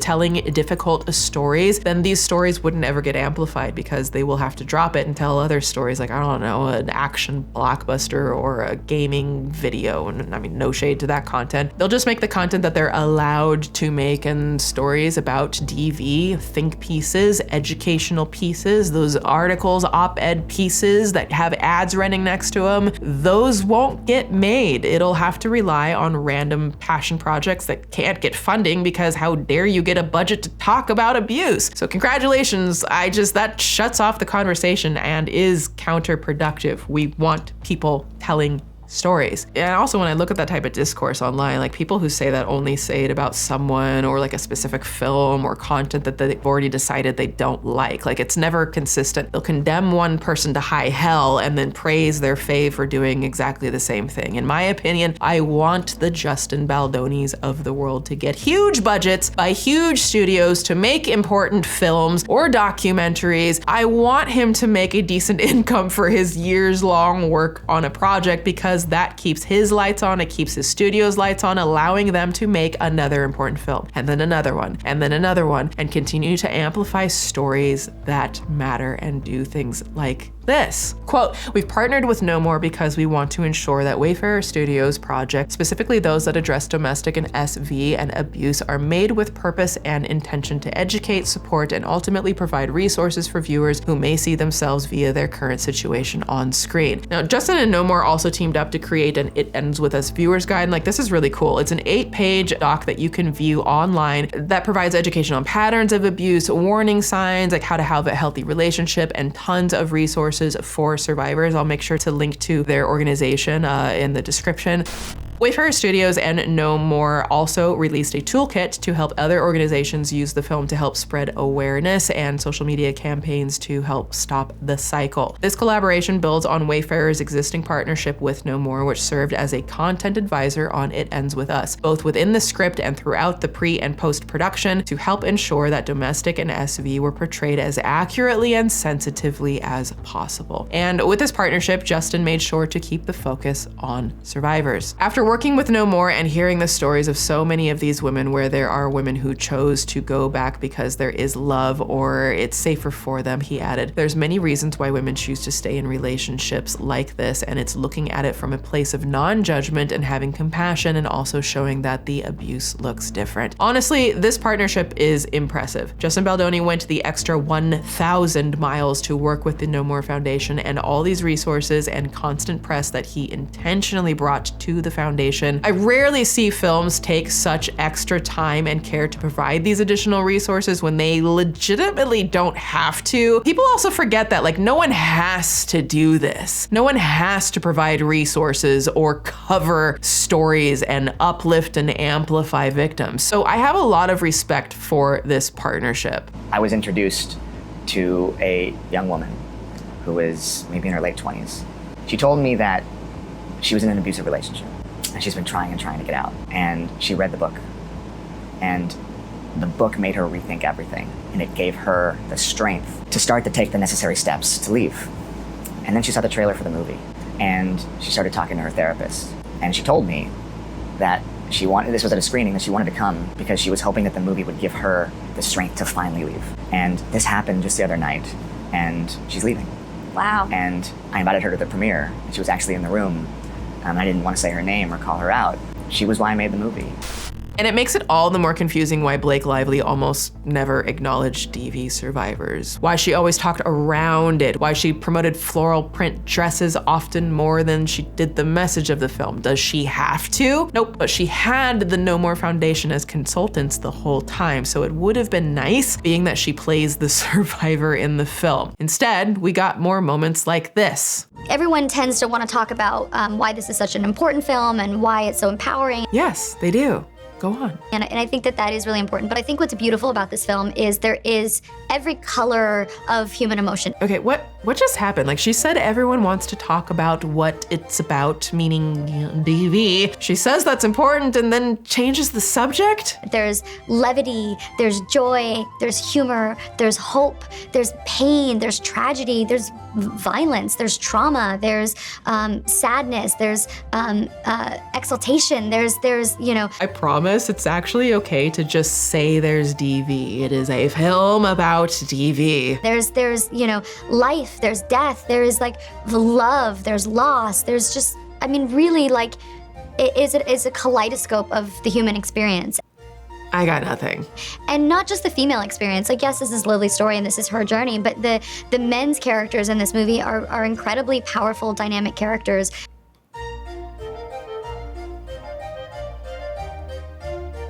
And I think that, you know, for the women I know who have seen this movie who have experienced any similar pain, whether exactly or adjacent to what Lily has experienced, have felt really seen by it. It's okay to talk about the DV in the film. I mean, you know, in the poster and throughout we say, you know, you can break the pattern before the pattern breaks us. And I think that's like a more literary way to say it. But it's beautiful to see patterns and to see people see the patterns and go, I'm not going to do that, and then do it. And then some end it and some don't.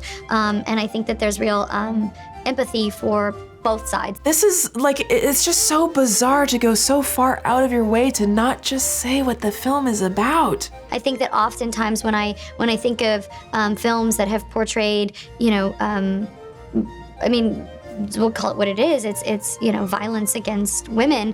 They often paint a picture that's a bit more black and white. Oh, thank God! Finally, the first clip that I could find after hours of digging. Finally, I'm so glad. And while I've you know, it's silly to say I've been fortunate to not experience anything that Lily has. Yeah, it shouldn't be fortunate, but it's all too often that women experience this. And so I think that the reason that it feels very authentic is because it was as if I were experiencing this. What would my heart feel? What would my reactions be? And that's what I tried to bring to it, because I felt like that was the way that I could give everyone the most authentic Lily. She hasn't experienced this, thankfully.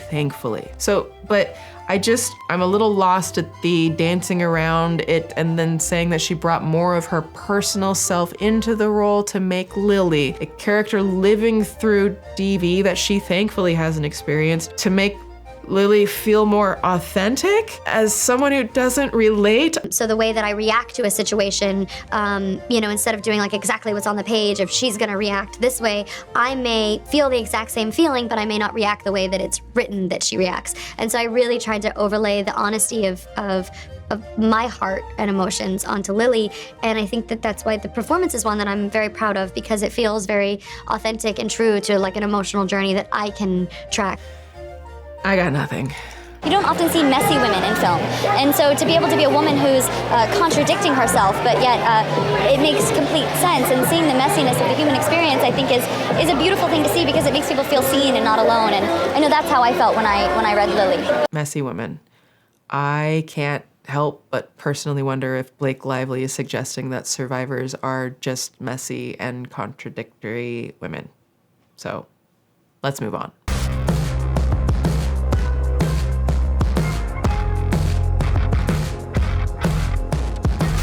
To be fair, we have to ask more questions. Are people being too harsh on Blake? Are people holding her up to an impossible standard when she's just an actor in a film? Remember, she doesn't have to be an advocate. Is the criticism unfairly balanced and directed only at the woman and not the man, and therefore misogynistic? Maybe it's not Blake's responsibility to discuss DV all of the time or any of the time. Again, she's an actress playing a role. Does that necessarily mean she needs to become an advocate for the cause? No, she doesn't. Like, if an actor plays a serious serial killer, do we expect them to become an advocate for killers? No, we don't. So in the interest of being fair, I think to certain degrees, the same consideration should be given. And I'm not talking about considerations given about the whole antebellum and all of that nonsense. But in the same breath, doing press junkets where you're asked specifically about survivors and you talk around the subject until the public pressure then makes you, when you get like an Instagram post, I think she posted like a resource on Instagram which disappeared in 24 hours, then what are we doing here?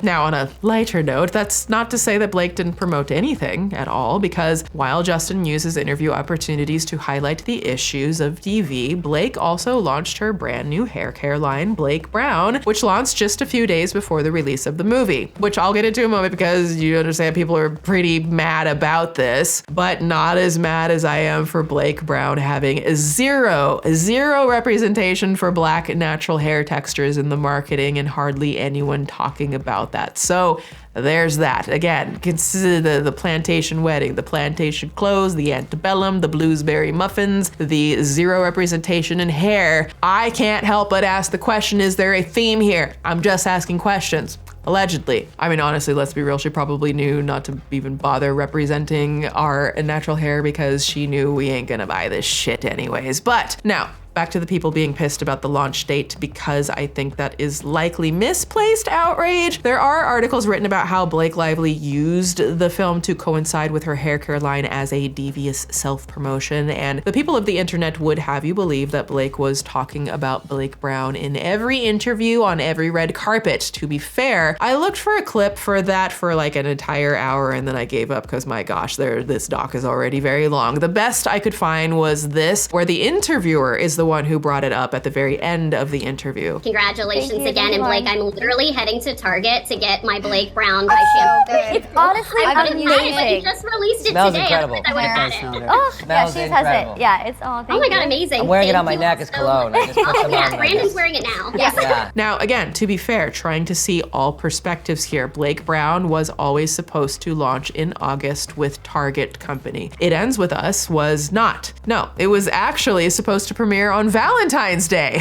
What? Yeah, weird choice. Honey, let's go out and celebrate our love with a movie about the complicated emotions surrounding DV. Ha, swoon. Anyways, the point is the film was supposed to release months before her hair care brand was scheduled to release with Target. So I don't think this is what people made it out to be. Again, devil's advocate. Like, I usually don't have a problem with someone launching a new business at the same time they're promoting something else, especially when it's women starting businesses. Like, we need more women-owned businesses. I am a small woman-owned business with my production company and my apparel line. And this is something called cross-promotion. People and businesses have been doing it literally since the dawn of time, and don't get dragged to hell for it. It's usually very good business practice. Am I the only person that thinks it is crazy that Blake Lively literally launched her hair care brand the same time as the movie It Ends With Us is launching?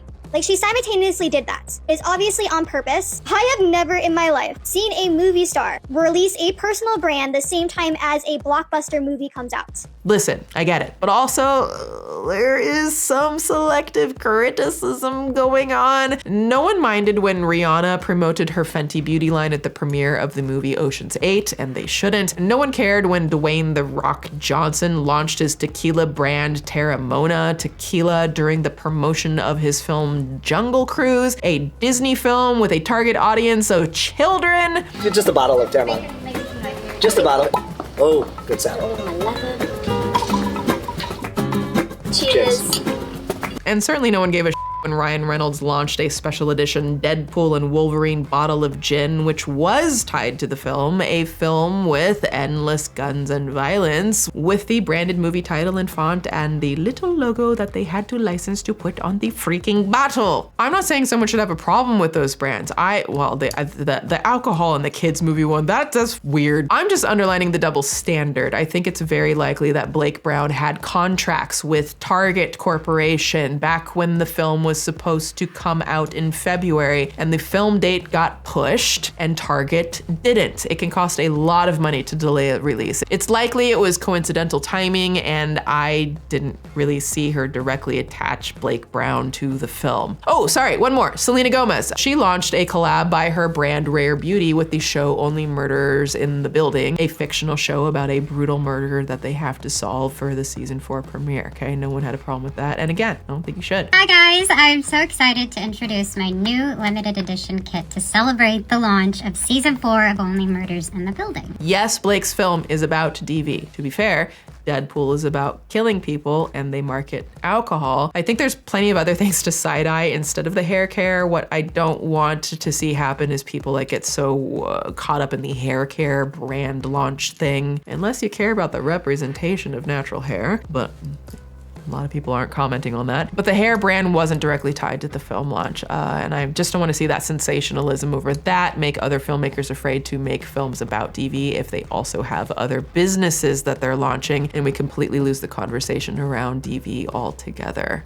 Now, remember how I said there are product launches worthy of a side eye? Blake isn't finished, but before we get to that, Colleen has entered the chat. As if Colleen Hoover hadn't learned a thing from the It Ends With Us coloring book, she took another shot with Check's notes. I'm reading the tea leaves, okay. Yeah, It Ends With Us themed nail polish. Yeah! I really thought y'all were lying when I saw a picture of this, but here I am in the Target store. Yeah, it's true. I guess technically it's for the sequel because it starts with beautiful nails, but still it's clearly piggybacking off the promotion of the prequel of a film about DV. I guess at least it's not a coloring book, but whatever. Back to Blake. So Blake promoted her company Betty Buzz and Betty Booze as an alcohol. Only this time it was very much tied to the marketing of the film alongside her alcoholic mixer company Betty Buzz. Now, I'm not sure I have to explain why some people might find it insensitive or downright disturbing to mix alcohol with a film about DV. Literally, they were specifically tied together, but that's where this is going. Blake had a brand under hubby Ryan Reynolds' liquor brand Aviation Gin. It goes by Betty Buzz and Betty Booze. Yes, that is confusing. Betty Booze has alcohol, Betty Buzz does not, and they both have the same aviation theme as Ryan's Gin. Now, side note here, Blake doesn't drink, which is like totally fine. I only started drinking 2 or so years ago, and my body can only handle about 1 glass of wine if I wanted to be able to function the next day, which is why I drink plenty of tea. But selling and marketing alcohol is, well, it's a bit odd for someone who doesn't drink. She explains it like this. I didn't think you drank alcohol. Oh, I don't drink alcohol. I eat it. Bourbon and whipped cream, sherry vinaigrette. Really hard pressed to find anything I cook without alcohol. Do you like it? Drinking isn't my thing, but for F's sake, flavor is. Homemade recipes, real fruit, real ingredients, quality booze, no crap, and also a real time saver, which is why I really did it. I think we know why Blake really did it. This is a never-ending giant mountain of cash. And as much cash as you can carry, you can keep. And that brings us to It Ends With Us. On the Betty Booze Instagram account, they started dropping hints. Something floral this way comes. Hashtag Betty Blooms. Betty Blue. Oh, I see what you did there. Let's continue. Perfectly cast ingredients for this summer's biggest sip, Betty Blooms, coming soon. And here it is. This was all lead up to and It Ends With Us, a film about DV's premiere after party partnered with Blake Lively, who doesn't drink booze, brand Betty Booze. Now don't worry, they have Betty Buzz non-alcoholic variety there as well, right? Wait, hold up. Did you see the signature cocktails they were serving? Is that It Ends With Buzz? Tom Colleen's? Blooming Betty? Is that? No, they didn't. Ryle You Wait? Isn't Ryle the abuser? And we're naming drinks after him? Well, hold up before we pass any judgment. Let's see what's in a Ryle You Wait. And don't worry, they published it very clearly on the Betty Buzz website. Betty Buzz ginger beer, bourbon, apple cider, cardamom bitters, cinnamon, apple floret garnish. They did it. They named an alcoholic drink after an abuser and put a cute name on it. Many people might think that this is tasteless, but they didn't stop at the after party. No, they opened a pop-up bar in New York so the public could get their own Ryle You Wait. And in case you were unclear if the booze and the film were promoting each other, well, here. Exhausted because Majesty, only Paolo can take this and give you a princess. Hey, that's their audio and not mine, okay? End scene. Blake also spent a fair amount of time promoting the clothing that she wears in the film. Actually, she seems to really enjoy talking about the fashion involved. Just remember that for later. But We need to talk about the wardrobe in It Ends With Us, because what on earth was that? Tell me this is not real. Tell me this is a joke and they are playing us. Blake has always been heavily invested in fashion. It's been part of her brand since the Preserve days. And she's made it a point to talk about how she worked with the costume designer on It Ends With Us, someone who also worked on Gossip Girl, to style the character of Lily Bloom using things Blake had in her closet. And generally, I think that, it's kind of like a cool little touch if the costume designer is cool with it. I just really loved those patchwork jeans that you have. Magnolia Pearl. Oh, yeah. Those are my real life jeans. Yeah, a lot of that is your stuff. Yes, those are Magnolia Pearl pants from Blake Lively's personal closet. The same Magnolia Pearl who had the Plantation 2012 collection that Blake was aware of. I'm Eric Damon, the costume designer on It Ends With Us, and I'm going to take you through some of the looks of the film today. This bold gold striped shirt from Cezanne that's kind of an oversized drape to it, mixed with these incredible sort of artisanal tapestry patchwork pants from Magnolia Pearl. Yes, Blake is still promoting the Plantation pants designer 12 years later. I'm not saying anything anymore. Hopefully Miss Pearl isn't still promoting the bullshit. I'm just reporting it as I see it. Blake Lively talks about fashion a lot. She has for years, which brought up someone from the long ago past, chiming in on an old interview Blake gave with Norwegian entertainment journalist Kjersti Flaa. First of all, congrats on your little bump. Congrats on your little bump. What about my bump? You've got two nice ones. They are kind of bumps, aren't they? No, not bumps.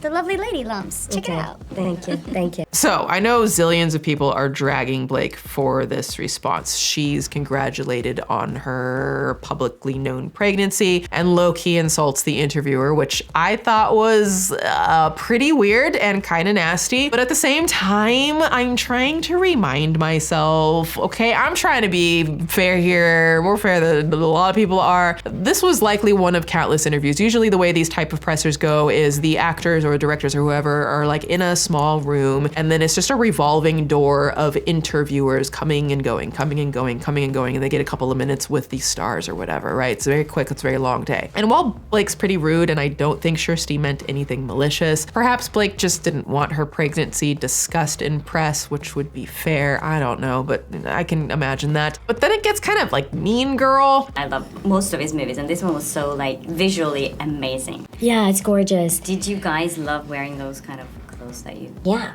Yeah. And working in digital. Everyone wants to talk about the clothes, but I wonder if they would ask the men about the clothes. I would. I love Jesse's suits That's what I'm saying. His wardrobe is beautiful. I know, Corey's wardrobe was gorgeous. Those high-waisted pants. He's so great. I wish men wore high-waisted pants like that still. Blake has a point. There are gendered expectations for actors that get tiresome. I don't think that excuses being rude to a well-meaning, benign woman who's just doing her job as an interviewer. Since Blake is world-renowned for her fashion, and she literally had a fashion company, and she often defaults to talking about fashion when the question has nothing to do with fashion. And she achieves her childhood dream. What's your childhood dream? To wear Britney Spears' Versace dress. You have to wonder what made the interview with Kjersti any different. So much to say about her style. I mean, I love Lily's style. I think when you see the film, her style makes sense because she's a woman of multitudes. It's storytelling. To me, fashion and costume design is storytelling. Those boots. Those are my boots. Those boots are so good. Those are my real life boots. A lot of it's my real life clothes or my husband's clothes or my girlfriend Gigi's clothes. I want to think of the scene. Oh, I'm wearing her stuff all over it. Oh, really? Tons of Bodhi, which is with a suit now that I'm wearing is Bodhi. It was meant for my husband, but I borrowed it. His suit? It was meant for him to wear, but it's so pretty. Look at it. You guys are not getting it in the shot.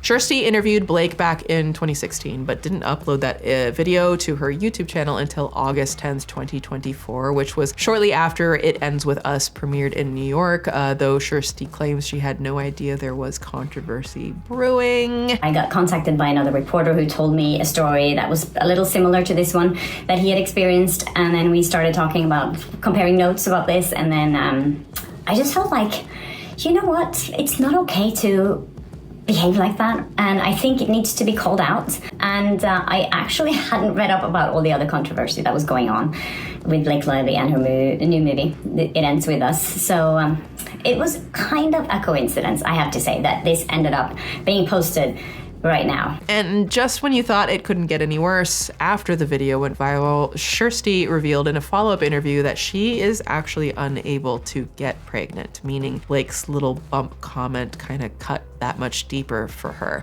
Another wild part of this is that the movie Blake and Parker are there to promote is a little film called Cafe Society, which is directed by Woody Allen. Now, if you don't know about the Woody Allen allegations, all you need to know is it involves SA and children, one of which is his own stepdaughter. He also married one of his stepdaughters. Yes, he married the child of his ex-wife that he also raised since she was around 10 years old. When you hear the word grooming, not in the way that people misuse it all of the time lately, this would be a good use for that word, allegedly. And in 2016, more allegations resurfaced during the Me Too movement, but if you ask Blake what she thinks about Woody Allen, I could only know my experience. And my experience with Woody is that he's empowering two women.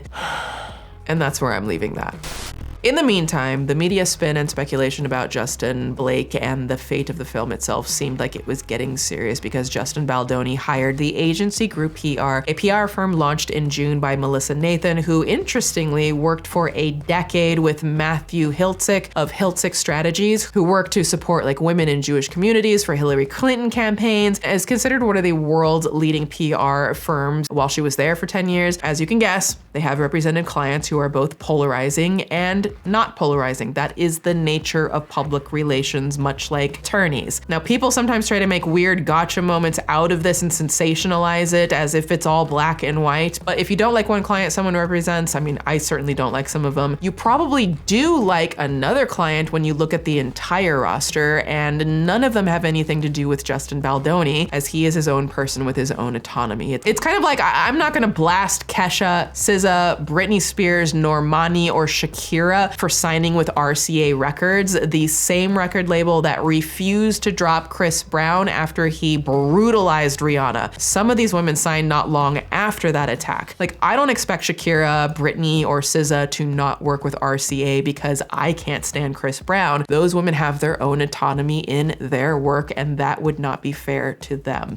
So just to run down the tenure of PR clients past and present, they've repped Brad Pitt, the Chainsmokers, Johnny Depp, Drake, Dream Crew, and Fat Beats, which interestingly is a company that provides a hub for aspiring artists, primarily in Black and brown communities, to be able to collaborate and distribute their artistic works, which is pretty cool if anyone needs that resource. And during the tenure before the new PR launch, that firm was also known for helping to build the public image of high-profile women like Katie Couric and Kelly Ripa, and also represented Darnella Frazier pro bono. That's the young teen at the time who recorded the murder of George Floyd, whose recording was a key piece of evidence that led to the conviction of Derek Chauvin. Like these clients, hate these clients. I personally think guilt by association is a slippery slope, and Justin Baldoni is his own entity, and I think should be treated as such. Now, back to the film backlash, I have to continually ask, is it warranted? The CEO of Sony Pictures made a statement defending Blake, and actor Brandon Sklenar also weighed in on the backlash against his co-star, vilifying the women who put so much of their heart and soul into making this film because they believe so strongly in its message seems counterproductive and detracts from what the film is about. It is, in fact, the opposite of the point. What may or may not have happened behind the scenes does not, and hopefully should not, detract from what our intentions were in making this film. I appreciate his refocus here, and I think it's valid to point out that often social media has an unbalanced level of scrutiny when it comes to male versus female celebrities. It's complicated, right? Like, while I can't condone the way Blake handled the majority of the press for this film, again, she's an actress doing a job. It just so happens to look like less of a caring job in the promotions when you compare her promo to Justin's and his track record. With all the chatter around This Ends With Us, I have just felt so called to speak to the type of person Justin is because I have known him and his family for over a decade. Justin Baldoni started Wayfair Entertainment by a way to make an imprint and a positive impact in this lifetime. He continues to take on projects, and obviously bigger scale projects now, that have moving stories that can help positively impact someone else by shedding light on a situation. And this just so speaks and reflects to the type of character that Justin Baldoni has, and enough said.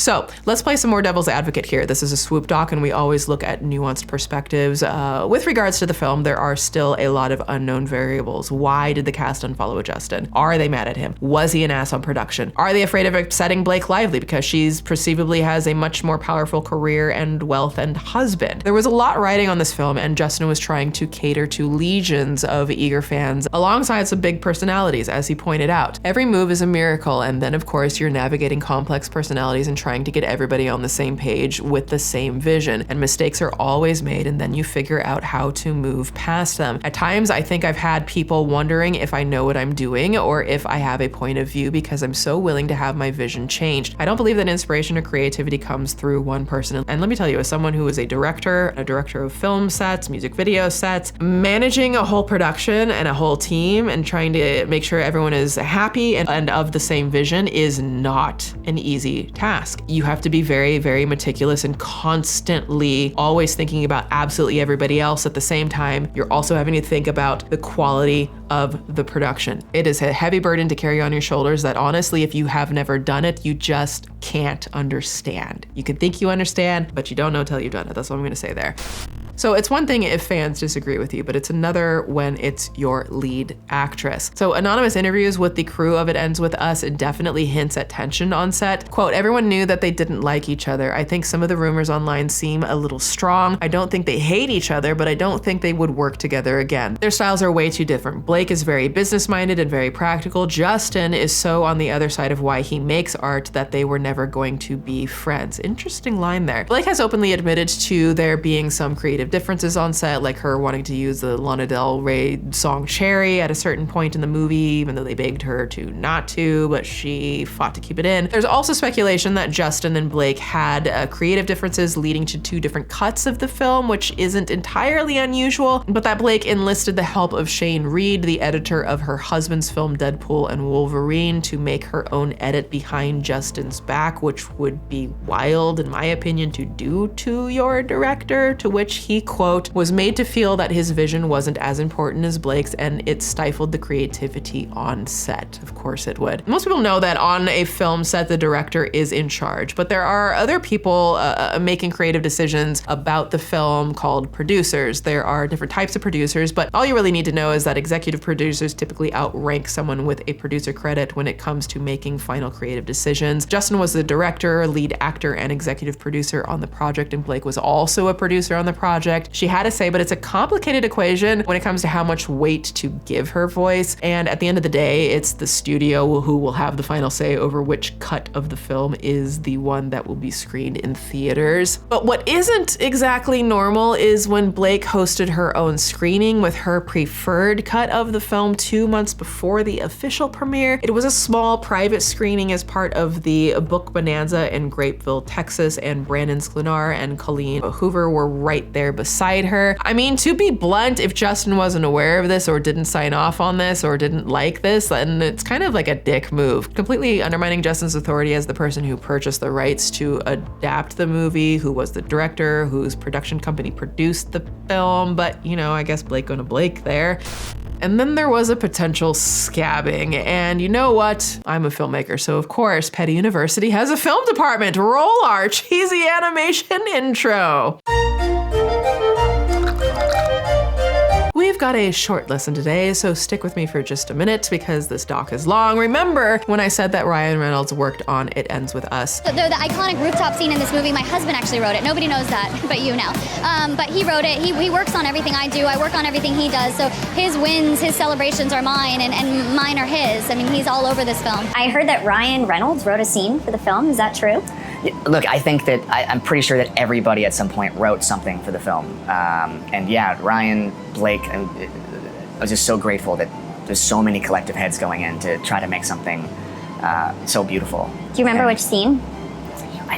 He wrote on a few scenes, I believe, and suggested a lot of things that made the movie better. I mean, the guy's a The guy's a creative genius. It Ends With Us screenwriter Christy Hall said in an interview with People magazine that she had assumed the flourishes in dialogue were on-set improvisations, but apparently that's not the case. Ryan Reynolds rewrote scenes of It Ends With Us, which is not uncommon to have script changes made when a feature goes into production. They're not obligated to use the original writer or even tell them, which is disappointing maybe, but them's the biz, baby. Maybe you're thinking, but Swoop, if rewrites happen on set, then why does it matter if Ryan Reynolds wrote it? Well, excellent question, class. This happens to be a very special circumstance because even if It Ends With Us wanted to hire another person to do script rewrites, they couldn't, because the film started shooting just 3 days after the 2023 Hollywood writers' strike. And if they were shooting during the writers' strike and Ryan Reynolds, who is part of the Writers Guild of America, by the way, was doing rewrites on set, yeah,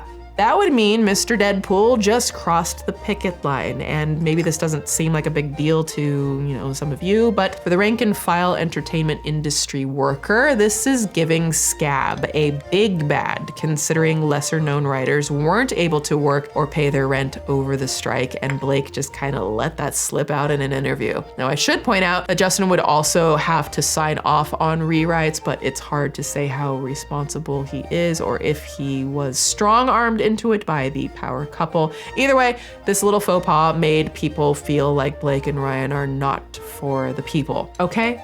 Class dismissed.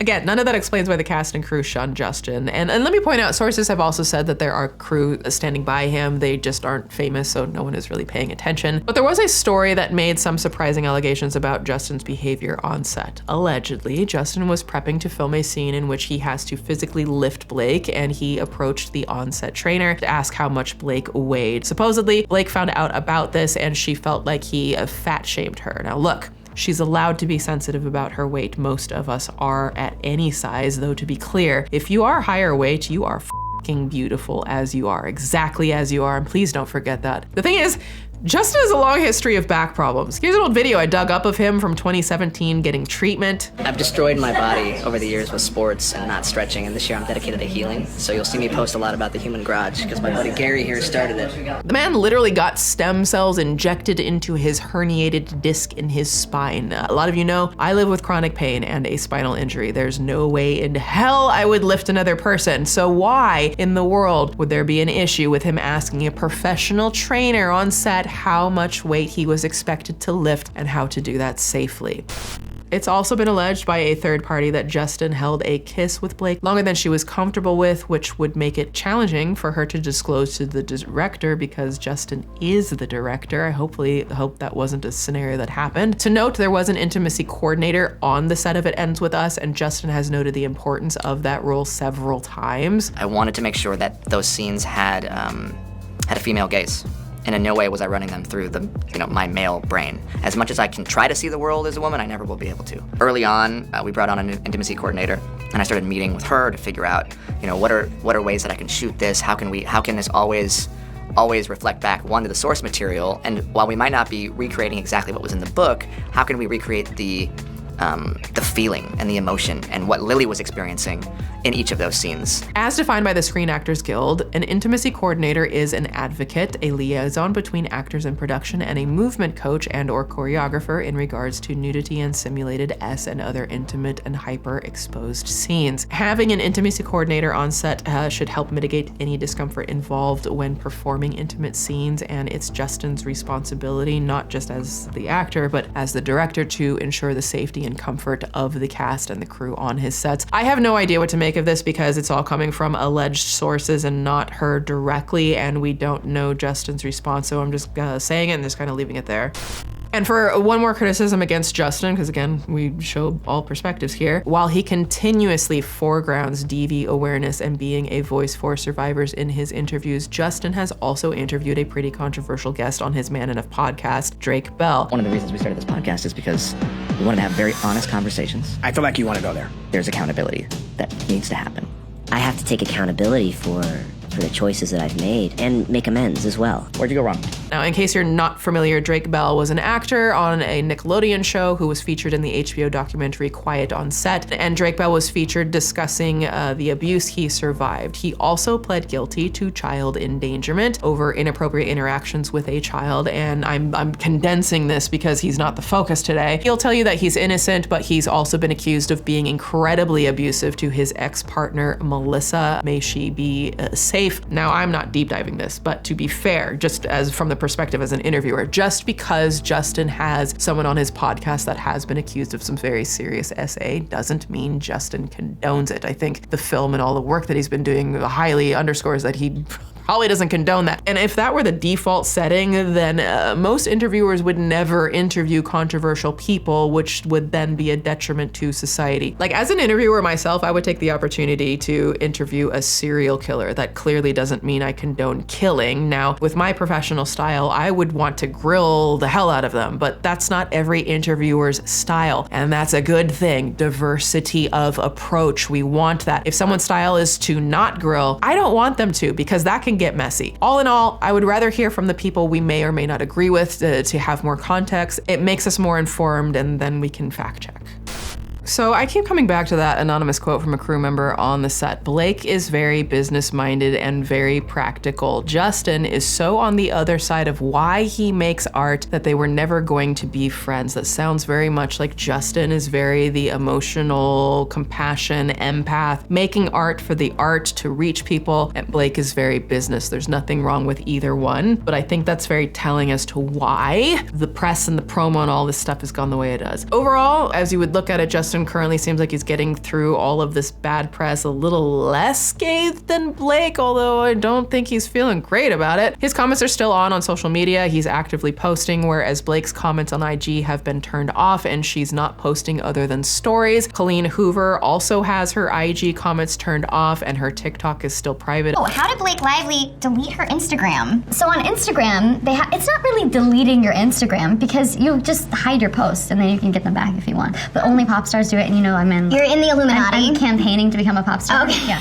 So I thought it would bring me one step closer. Here's the thing. There's a lot of past and present discourse from people who have been around Blake saying that they think she's difficult to work with. And I think, when you see the clips of her saying that she can't just act without also producing, that's not the type of approach that a lot of people on set want. That does cross lines and step on a lot of toes and can feel very pushy.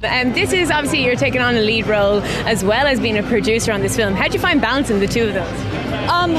Well, I'm not the type of actor who can act without producing, you can't just put me in any clothes and give me any words and have me step in and transform. And there are people that are saying that she and Ryan steamrolled Justin, and I think that's entirely likely. I haven't found people saying Justin is a pain to work with. He has a long-standing track record of approaching art with a higher level of sensitivity, and he brought on the No More Foundation from the start. I mean, he was literally journaling as Ryle to try to find all of the nuance of the character and try to relate so that again he could present Lily, survivors in general, in the most empathetic and sensitive way possible. It is just a level of detail and care that I don't often see with filmmakers, and I don't think that that should be dismissed. I get the feeling that Justin is a much more quiet-natured, empathy-driven person, and Blake is more the grandiose business Hollywood bulldozer type like her husband. I know from my own experience that when you're more quiet, compassion-driven, and keep to yourself, you make art for art's sake, it's easier to feel overwhelmed and get steamrolled sometimes by those who might be barking louder in the room. And if I had to guess, I think that's what maybe happened to Justin, and it's unfortunate just all around. I think the cast and crew follow Blake because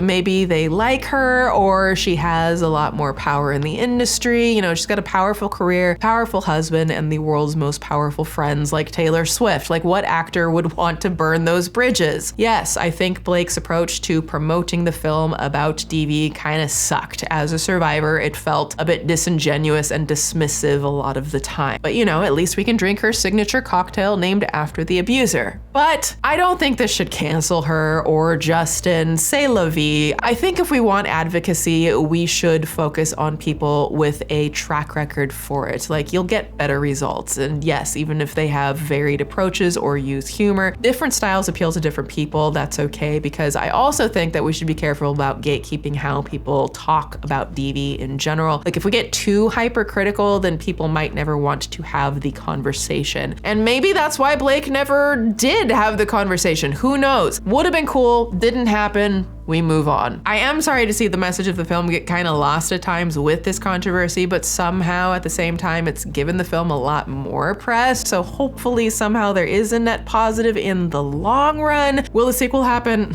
Who knows? If not, perhaps the story truly does end with Justin and Blake, which is probably the last thing anyone wanted. Whew, child, I am exhausted. I think we need a bit of a kitty palette cleanser. Excuse the tone shift, and then I will conclude with my final thoughts.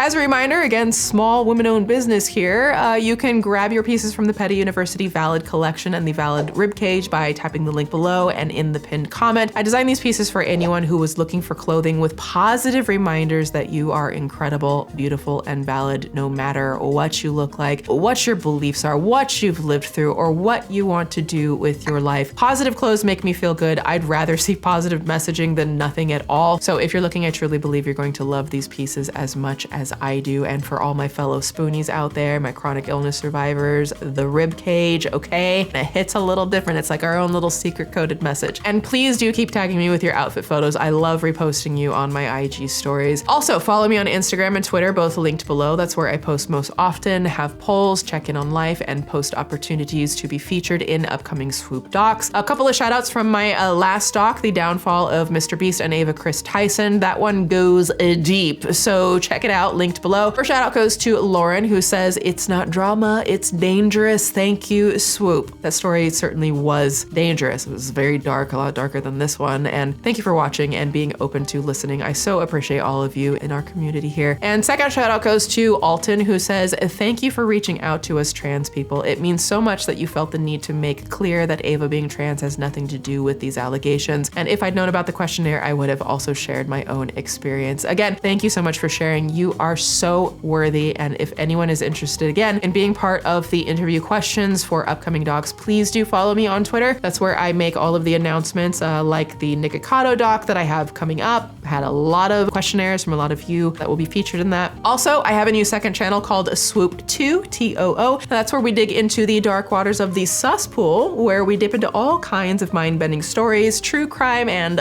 unhinged stories. It's more unhinged over there. The videos are much shorter, so yeah, it's great. Huge thank you to our channel members and to our Patreon producers. I have been revamping the whole Patreon page and posting some special extended videos. I call them the after school special or detention, depending on my mood. Thank you for subscribing. We really do have the most amazing community, and I'm so thankful for each and every single one of you. Be sure to check out the most buttery soft undies and bralettes ever with MeUndies' new Dream Seam line, and go to MeUndies.com/swoop and use code SWOOP to get 20% off your first order plus free shipping, and treat yourself, honey. You deserve it. Intimate partner V is very common. 1 in 3 women and 1 in 4 men are victim to some form of physical V by an intimate partner in their lifetime. On average, it takes a victim of abuse about 7 attempts before they finally leave their abuser. Unfortunately, the violence often escalates after each attempt. A film like It Ends With Us is not only a window into understanding people who are suffering through an abusive relationship, but it's a massive opportunity to garner support for survivors and the organizations that help them. I've linked a few resources in the description below if you'd like to learn more or share with others. And I'll leave you with this. If you have lived through abuse, please hold your head up high. You are a survivor of something you never should have had to endure. And I see you. We see you. You are brave. You are worthy. You are valid. And I'm so thankful that you're here, that you made it to see another day. I know it wasn't easy at all. I know the pain of feeling isolated, lost, confused, and the shame that often comes with what we've lived through. And I want to be just another reminder that it's not your fault. It never was. Whether you share your story or you decide you're not ready to, just know you're incredibly brave and you are so much stronger than anyone who's harmed you. Please be kind to yourself and know that your healing journey is on your timing and no one else's. How you process is how you process, and you will get through this. Just be here. And when you're ready to smile again, and you will smile again, say it with me: stay ready, stay petty, class dismissed. Swoop!